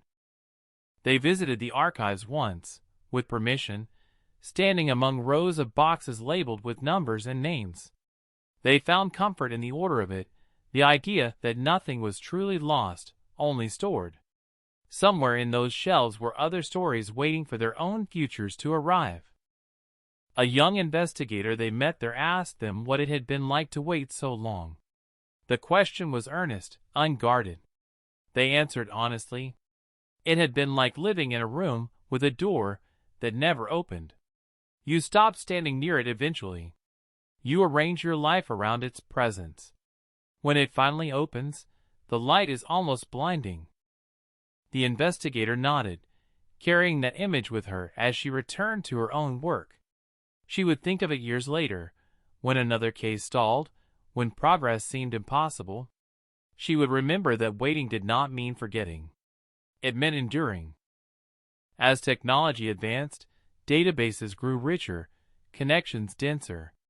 More cases tipped from unsolved to solved. Each one carried its own celebration, its own reckoning. The Colorado case became part of a growing constellation, points of light in a dark map. Evidence that time, while cruel, was not always final. Yet for every case solved, many remained unresolved.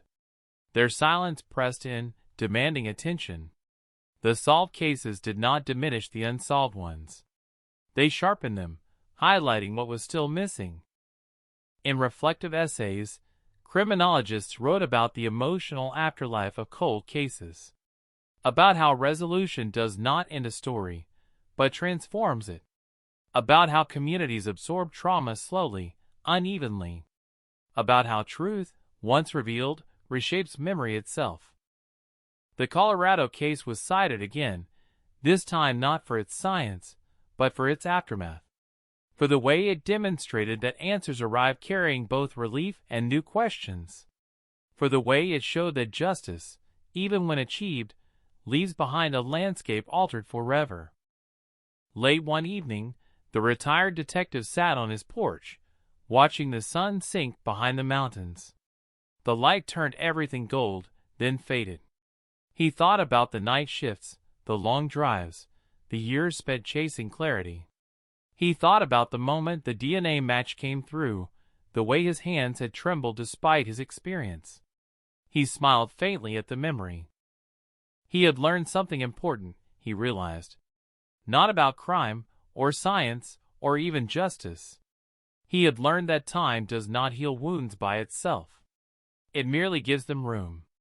Healing requires confrontation, acknowledgement, and, sometimes, a willingness to wait longer than feels fair. The night deepened. Stars appeared, indifferent and precise. Somewhere, families slept without knowing how close they were to history still unfolding. Somewhere, evidence waited, patient and preserved. Somewhere, silence held its breath. And the story of Colorado 1981 continued, not as a case file or a cautionary tale, but as a living reminder that the past is never inert. It watches. It accumulates. It prepares. Then, when the conditions are right, it speaks. The years that followed did not soften the story. They refined it, stripping away spectacle until only the core remained. What endured was not the shock of the arrest or the novelty of the science, but the way the case continued to surface in unexpected places, like a fault line that never fully settles. In courtrooms across the country, attorneys began invoking it by reference alone. Colorado, 1981. No further explanation required. It became shorthand for inevitability, for the idea that time no longer guaranteed escape. Defense strategies adjusted subtly, preemptively addressing genealogical evidence even when none had yet appeared. Prosecutors recalibrated expectations, careful not to oversell technology as destiny. The balance shifted, cautious but unmistakable. For those who had lived inside the case, the attention felt distant, almost academic. Their reality was quieter. The family noticed how their conversations had changed. They no longer spoke about the case in fragments, interrupted by uncertainty. Now the story had a beginning, a middle, and an end imposed by the court. The clarity was useful, but it also felt foreign. Ambiguity, they realized, had been a strange companion, one they had learned to navigate instinctively. Without it, they had to relearn how to speak about loss. They found themselves correcting people gently. No, it wasn't closure. No, it didn't make everything better. Yes, it mattered. Language struggled to keep up with experience. Words like solved and justice felt both accurate and insufficient, containers too small for what they held. At home, the family created new rituals, not to replace what had been taken, but to acknowledge it honestly. A candle lit on certain evenings. A walk taken at dusk on others. Small acts, private and unremarkable, that grounded memory without letting it dominate. Grief had learned to coexist with routine. The town continued its slow evolution. New businesses opened. Old ones closed. The streets looked different, but the rhythm remained familiar. People who had lived there long enough could still point out where things used to be, where something had happened, where nothing had ever seemed quite right afterward. Memory clung to geography, even as generations shifted. Occasionally, someone new would learn the story and react with disbelief. How could it have gone unsolved for so long? How could someone have lived an ordinary life afterward? The questions were asked with genuine curiosity, sometimes with judgment. Those who remembered the years before the answer arrived responded carefully. They knew how fragile certainty could be. In academic circles, the case inspired deeper examination of cold case psychology.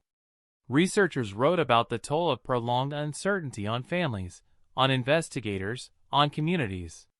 They analyzed coping mechanisms, patterns of hope and despair, the slow erosion of trust that unresolved violence can cause. The Colorado case provided data points, but it also resisted reduction. It was too human for clean conclusions. The defendant's world narrowed further. Prison has a way of compressing time, turning years into a repetitive blur. His appeals exhausted themselves quietly. The final denial arrived without ceremony, a stamped document delivered on an ordinary morning. He read it once, then set it aside. The past had reached as far as it was going to reach. What remained was endurance. He rarely spoke of the victim now, if he ever truly had. Silence had become less a strategy than a condition. Other inmates knew his story in outline, enough to place him, enough to keep their distance. Infamy is isolating in a place already defined by isolation. He learned to accept that too. Outside, the case began to influence policy. Funding for cold case units increased in some jurisdictions. justified by the promise of technological resolution. Training programs expanded. Evidence preservation standards tightened. The Colorado file was cited again, this time in budget proposals and legislative hearings. Proof that patience could pay dividends, that investment in the past could yield accountability in the present. Not everyone agreed. Civil liberties groups raised concerns about scope and consent, about the future uses of data shared for personal reasons becoming tools of prosecution. The debate was nuanced, often tense, and unresolved. The case did not provide answers so much as urgency. Society would have to decide how far it was willing to go to resurrect the past. For the family, these debates felt abstract. Their lived experience did not hinge on hypotheticals. It hinged on nights spent waiting for phone calls that never came, on years defined by questions without answers. They respected the conversation, but they did not feel obligated to carry its weight. Their burden had been different. They were invited to speak at a university, to a room full of students studying criminal justice. The questions were thoughtful, probing. One student asked what they would say to investigators working on cold cases today. The family paused, considering. Then one of them answered simply, "Don't assume time has erased the impact. It hasn't." That sentence stayed with many in the room. In the archives, the Colorado case was sometimes paired with others, used to illustrate trends, successes, failures. But archivists noticed something unusual. The file was requested often, not just by professionals, but by students, writers, ordinary people curious about how a story could stretch across so much time. The case had transcended its category. It had become narrative. Narratives, unlike data, have a way of embedding themselves. They shape expectations. They influence behavior. They remind people that consequences are not always immediate, but they are persistent. On an unremarkable afternoon, a young woman walked past the site where the crime had occurred, unaware of its history. She was new to town, thinking about work, about dinner, about nothing in particular. The place looked like any other. That was the strange part. History leaves no visible residue unless someone insists on seeing it. The ground does not mark itself. Elsewhere, a retired prosecutor reread his notes from the case, preparing for a lecture. He found himself lingering on the margins, on handwritten comments made years earlier. He remembered the moment the DNA match was confirmed, the mix of satisfaction and unease it had brought. He had believed in accountability his entire career. He still did. But he had learned that accountability does not arrive cleanly. It brings complications with it. He told his students that justice is not a destination. It is a process, imperfect and evolving. The Colorado case, he said, was not a victory lap. It was a lesson in humility. As seasons passed, anniversaries came and went with less ceremony. The family no longer felt compelled to mark every date. Memory had integrated itself into daily life, less intrusive, more stable. They spoke about the victim more freely now, sharing stories that had nothing to do with her death. Laughter returned, tentative at first, then genuine. It did not erase loss. It honored life. One evening, as the sun dipped low, casting long shadows across the yard, a family member reflected on the years of waiting. She realized that the waiting had changed her permanently, shaping how she understood time, trust, and endurance. She wondered who she might have been without it. The thought passed without bitterness. Identity, she knew now, is forged as much by absence as by presence. The broader world continued to move forward, generating new stories, new tragedies, new breakthroughs. But the Colorado case remained, a fixed point in a shifting landscape. It reminded people that the past does not age out of relevance. It accumulates interest, compounding quietly until it demands attention. In quiet moments, investigators working on other cold cases thought about that. They thought about the evidence sitting on shelves, about the families still waiting, about the possibility that answers might already exist, hidden in plain sight. The knowledge did not make their work easier. It made it heavier. Late at night, long after the seminars ended and the debates quieted, the case existed where it always had, in memory. Not as a headline, not as a statistic, but as a story that refused to be simplified. A reminder that silence can stretch across decades, but it is rarely empty. Somewhere between what was known and what would never be known, the truth settled into its final shape. Not complete, not comforting, but real. And that, in the end, was what remained. Time has a way of reasserting itself, even after a story seems complete. It returns quietly, not to reopen wounds, but to test what has healed and what has merely scarred over. In the years following the resolution, the Colorado case continued to breathe, not loudly, not urgently, but steadily, like something alive beneath the surface. New detectives joined departments having only read about it. To them, it was history, a solved problem, an example in training manuals. They learned the steps, the protocols, the careful dance between technology and restraint. What they could not learn from paper was the waiting, the long stretches of uncertainty that shaped every decision before the breakthrough. That kind of knowledge did not transfer easily. It had to be lived. One such detective found herself assigned to a cold case unit barely a year into the job. The room she inherited was windowless, lined with shelves that bowed slightly under the weight of files.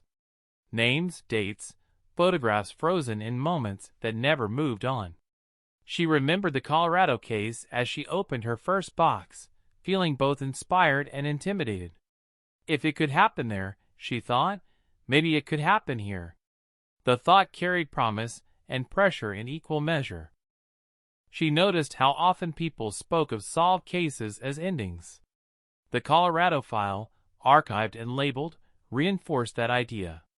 But as she read deeper, she saw the margins filled with notes added long after the crime itself. Follow-ups, family contacts, policy changes. The case had not ended. It had evolved. Understanding that altered how she approached her own work. She stopped looking for conclusions and started looking for movement. For the family, movement came in subtle forms. A conversation that once would have stalled now flowed. A question from a child answered without hesitation. They found themselves less guarded, less afraid of saying the wrong thing.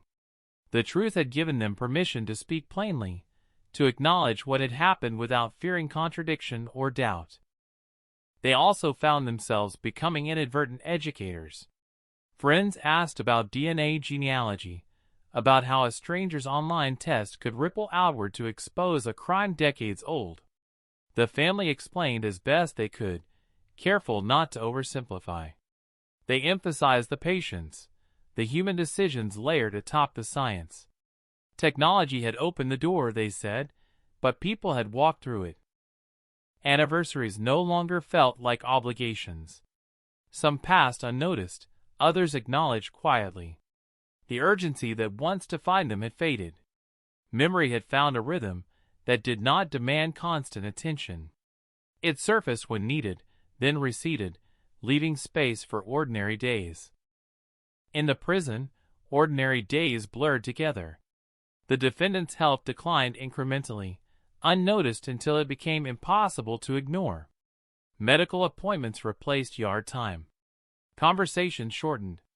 The future narrowed to immediate concerns.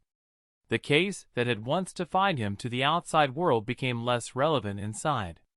Survival took precedence over reflection.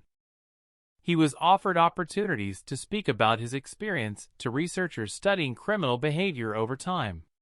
He declined, not out of defiance, but fatigue.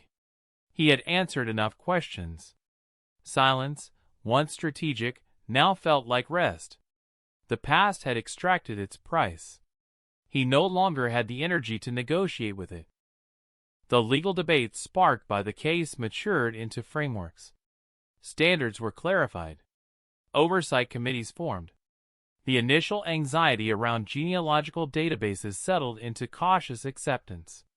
The Colorado case was often cited as a recent example, a demonstration that restraint and rigor could coexist with innovation. It became part of the legal fabric, woven in quietly. Communities across the country watched similar cases unfold, each one echoing elements of the Colorado story while remaining distinct. Families waited. Investigators persisted. Breakthroughs arrived unevenly. The narrative of inevitability was tempered by reality. Not every case would be solved. Not every silence would break. That understanding brought a different kind of respect to the solved ones. They were not miracles. They were intersections of evidence preserved, of technology advanced, of people unwilling to let go. The Colorado case embodied that convergence. It stood as proof of possibility, not promise. In the town itself, the story faded into local lore. Newcomers learned it secondhand, if at all. Longtime residents carried it differently, as something that had shaped their sense of place. They remembered the years when fear had no clear target, when suspicion drifted without settling. Resolution had not erased those memories, but it had reframed them. Fear had a source now, contained and named.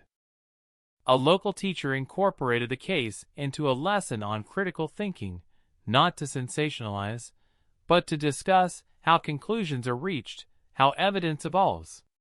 Students listened, intrigued by the idea that answers could be delayed for decades. It challenged their sense of immediacy, their expectation that everything should be resolved quickly. Some found it unsettling. Others found it oddly reassuring. Time, they realized, could be both obstacle and ally. The family attended the class one day at the teacher's invitation. They spoke briefly, answering questions with honesty and restraint.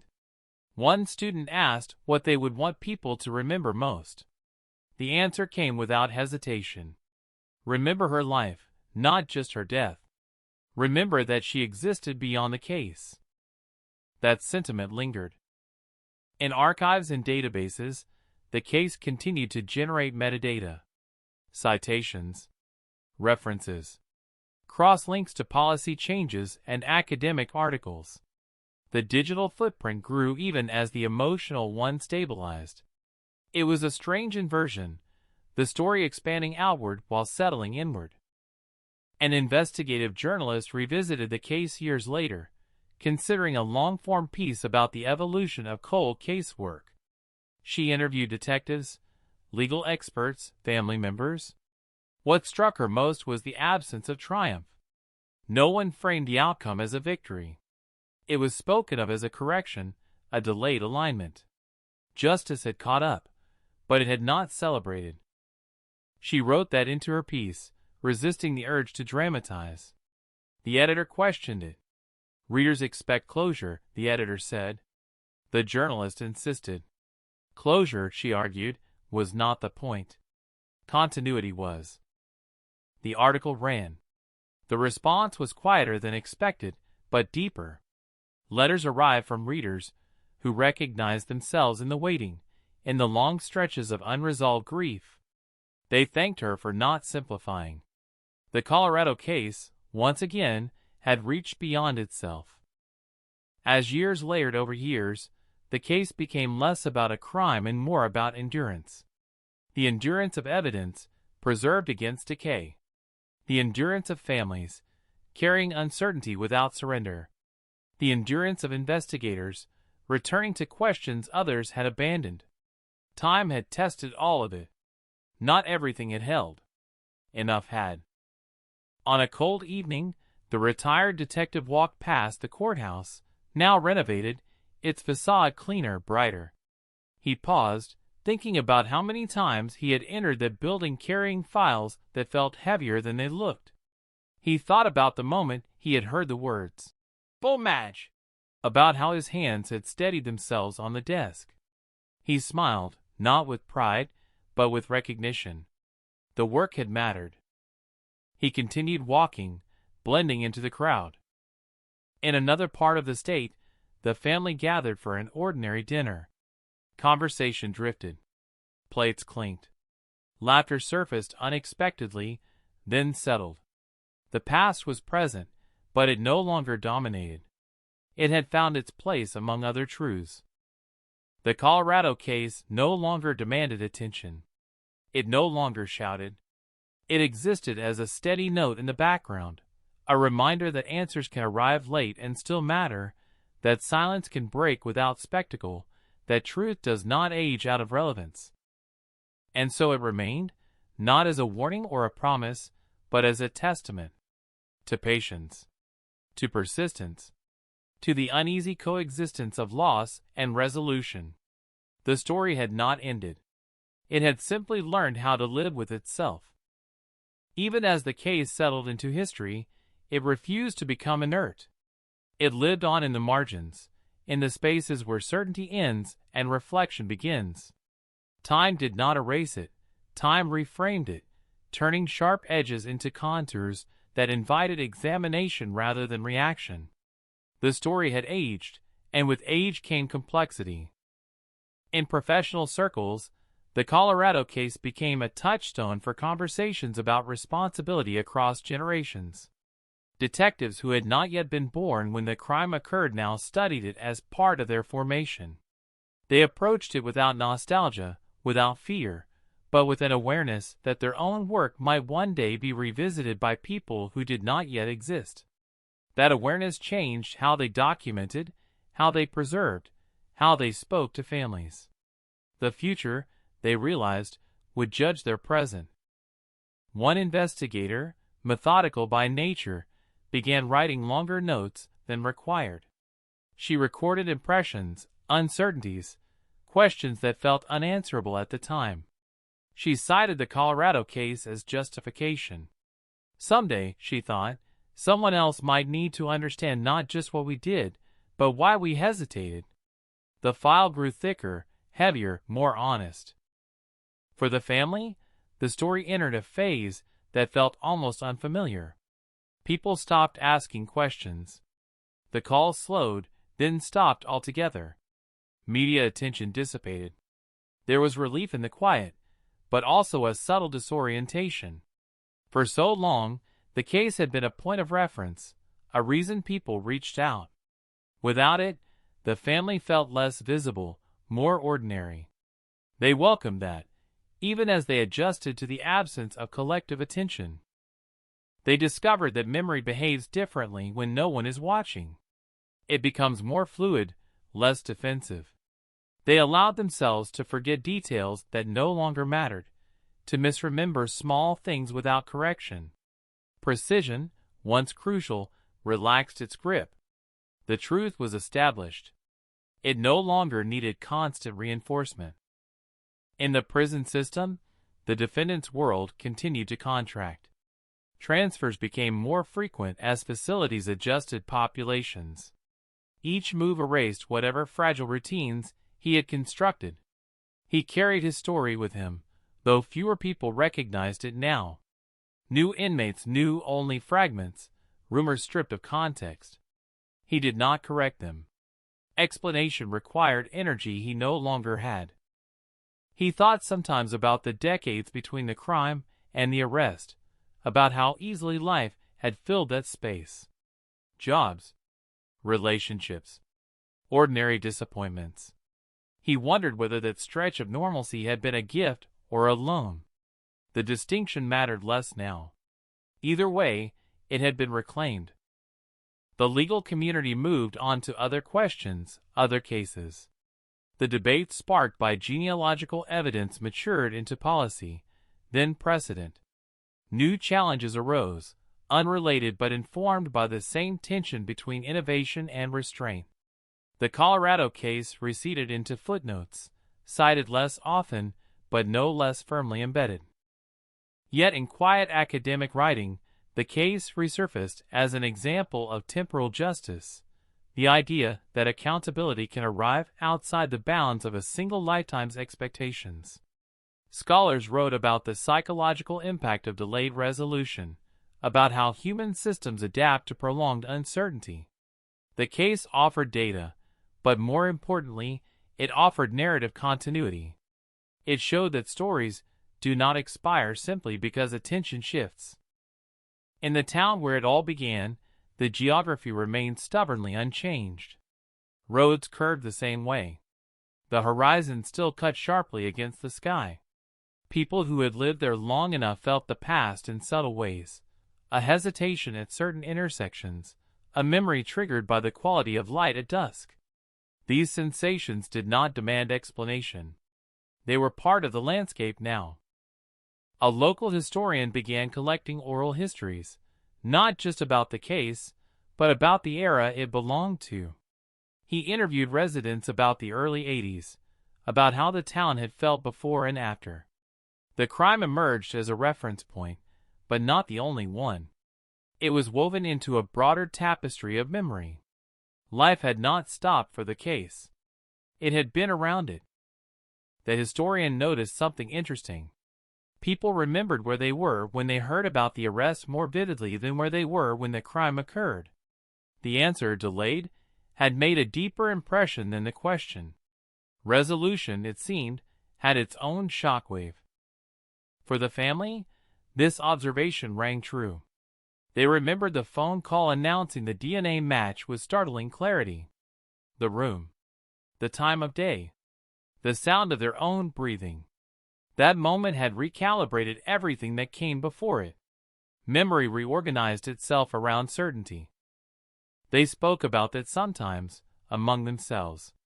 How the answer had not erased the years of not knowing, but it had given them a new way to understand those years. Waiting, they realized, had not been passive. It had been a form of endurance. That recognition brought a measure of self-respect they had not expected. As the case aged, it began to influence creative work. Writers referenced it obliquely. Filmmakers studied it as background research. Artists explored themes of delayed truth and accumulated consequence. The story lent itself to metaphor, to exploration beyond its factual boundaries. The family watched this with mixed feelings.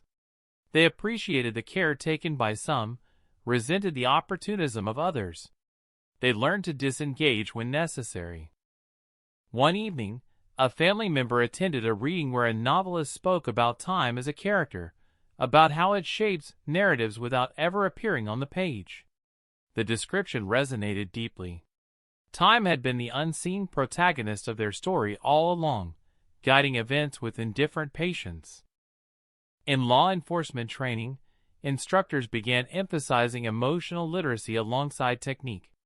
The Colorado case was used to illustrate the human cost of delay, not to assign blame, but to foster empathy.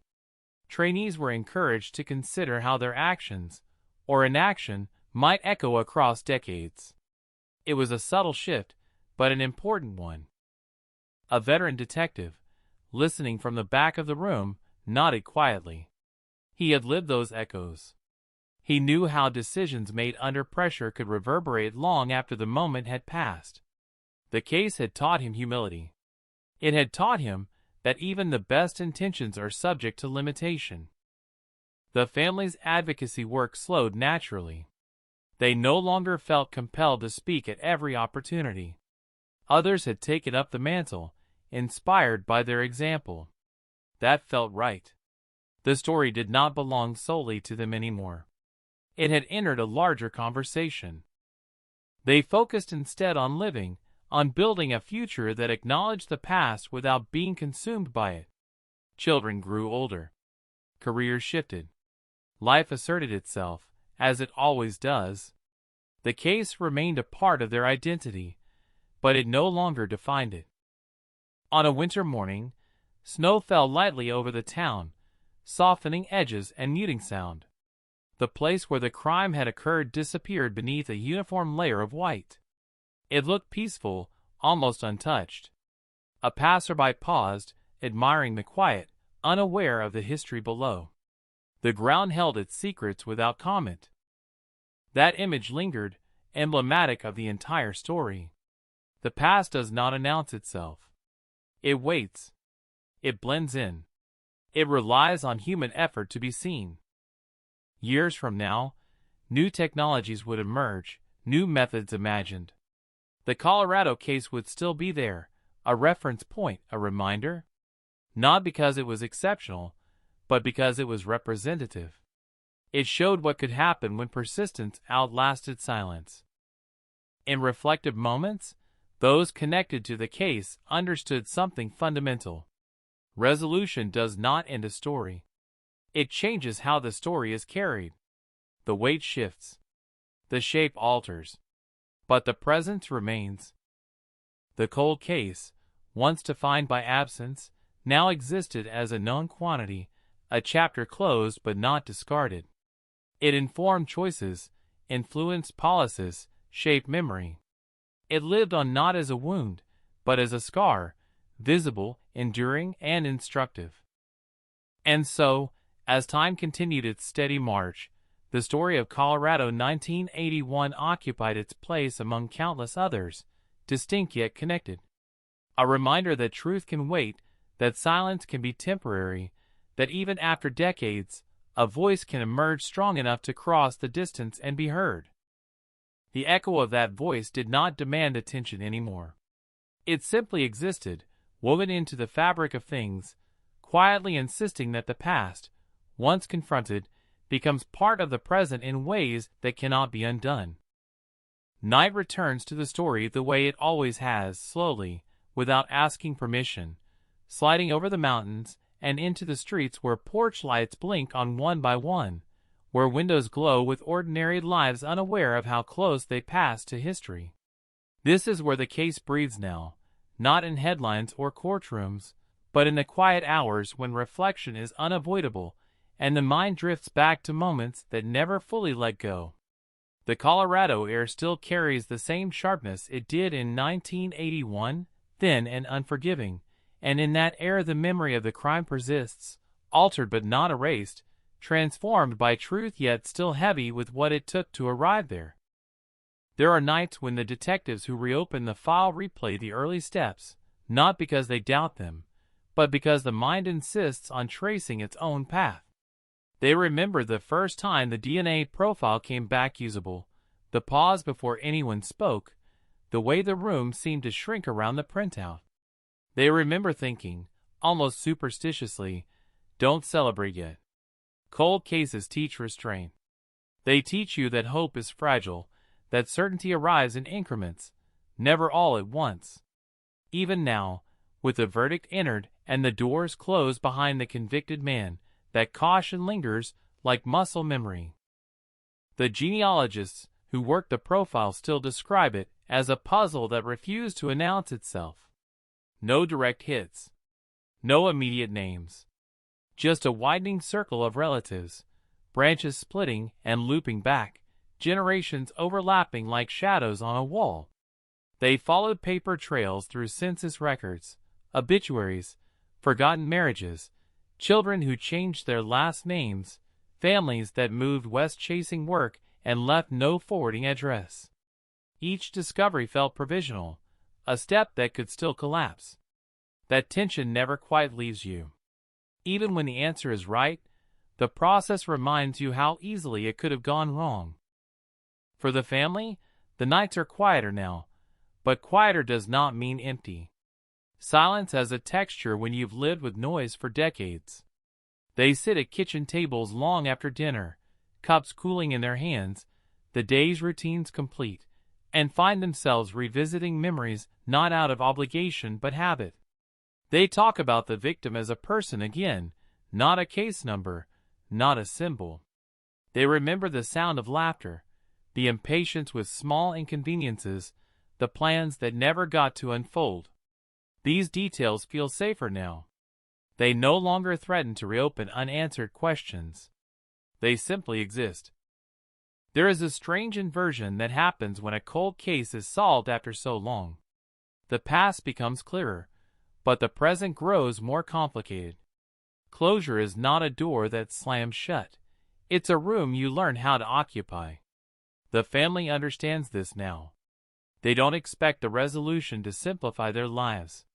Instead, it has added a new layer of responsibility, to remember accurately, to speak carefully, to resist the urge to flatten the story into something easily consumed. The truth deserves more respect than that. The community still carries the echo, even if it doesn't always recognize it. People who were children in 1981 now have children of their own. They drive past places that once felt dangerous without knowing why. Occasionally, someone will mention the case in passing, a comment overheard in a grocery store line or at a school event, and there's a momentary pause, a shared glance that acknowledges a common history. Then life resumes. That's how it works. Trauma doesn't freeze time. It integrates. Law enforcement agencies across the state continue to reference the case in briefings and conferences, not as a victory lap, but as a lesson in patience. They talk about evidence preservation, about the humility required to admit that the tools of one era are insufficient for the questions of another. They emphasize documentation, transparency, the importance of leaving a clear trail for investigators who will inherit the work long after you're gone. The Colorado case has become a quiet instructor, its influence subtle but persistent. The convicted man sits in a cell measured in steps, not miles, his days regulated by routines that leave little room for reflection, yet reflection finds him anyway. He thinks about the life he lived in the decades between the crime and the arrest, about how normal it felt, how invisible he believed himself to be. He wonders which moments mattered, which relationships were real, which were shaped by the secret he carried. These questions have no audience now. They remain unanswered, circling back on themselves, a private reckoning that arrives too late to change anything. There is no redemption arc here. The story does not soften at the edges. Accountability does not rewrite harm. It only names it. The court acknowledged that. The sentence reflected not just the act, but the years of avoidance that followed. Justice, delayed as it was, spoke in a firm, unembellished voice. It did not offer commentary. It simply concluded. And yet, even conclusion has a way of expanding outward. Advocacy groups reach out to the family, inviting them to share their experience with others still waiting. They attend some events, decline others. They have learned to protect their energy. When they do speak, they focus on endurance rather than despair. They talk about the importance of keeping cases alive without letting them consume you, about trusting that answers can arrive from unexpected directions. They do not promise resolution. They promise persistence. The media, which once crowded the edges of the story, now revisits it occasionally, usually when another cold case breaks open somewhere else. The comparisons are inevitable. DNA genealogy becomes the headline, the miracle tool, the hero of the narrative. The family understands the appeal, but they also know the fuller truth. Technology is only as powerful as the people willing to revisit old pain, to reopen files, to knock on doors decades later, and ask difficult questions. The human cost remains, even when the science dazzles. In academic settings, the case is dissected with careful language. Students analyze timelines, evidentiary gaps, decision points. They debate ethics, privacy, the balance between innovation and civil liberties. The Colorado case offers fertile ground for these discussions because it resists simplification. It does not fit neatly into a single category. It is both a success and a cautionary tale, a reminder that progress often arrives unevenly. Late at night, when the world narrows to the glow of a desk lamp, some of those students imagine themselves in the roles they study.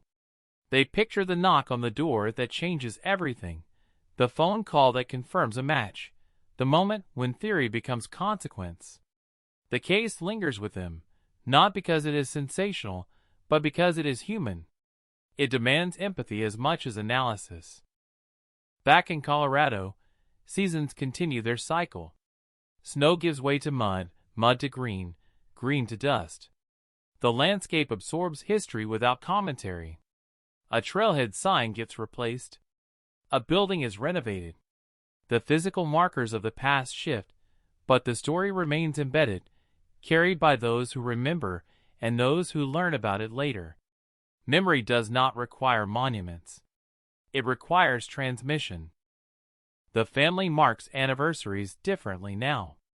They no longer count the years since the crime, but the years since the truth emerged. This shift feels significant, a reorientation of time itself.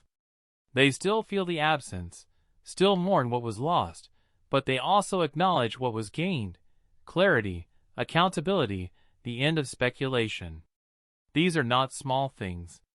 They are the foundation upon which healing rests, however uneven that healing may be. Sometimes, in moments of unexpected calm, a family member will realize that an entire day has passed without thinking about the case. The realization brings a flicker of guilt, quickly replaced by relief. This, too, is part of moving forward. The story does not demand constant vigilance anymore. It trusts that it has been told. As the night deepens, the state grows quiet. Traffic thins. Radios go silent. Somewhere, a file sits on a shelf, its edges worn, its contents complete. It no longer asks questions. It answers them.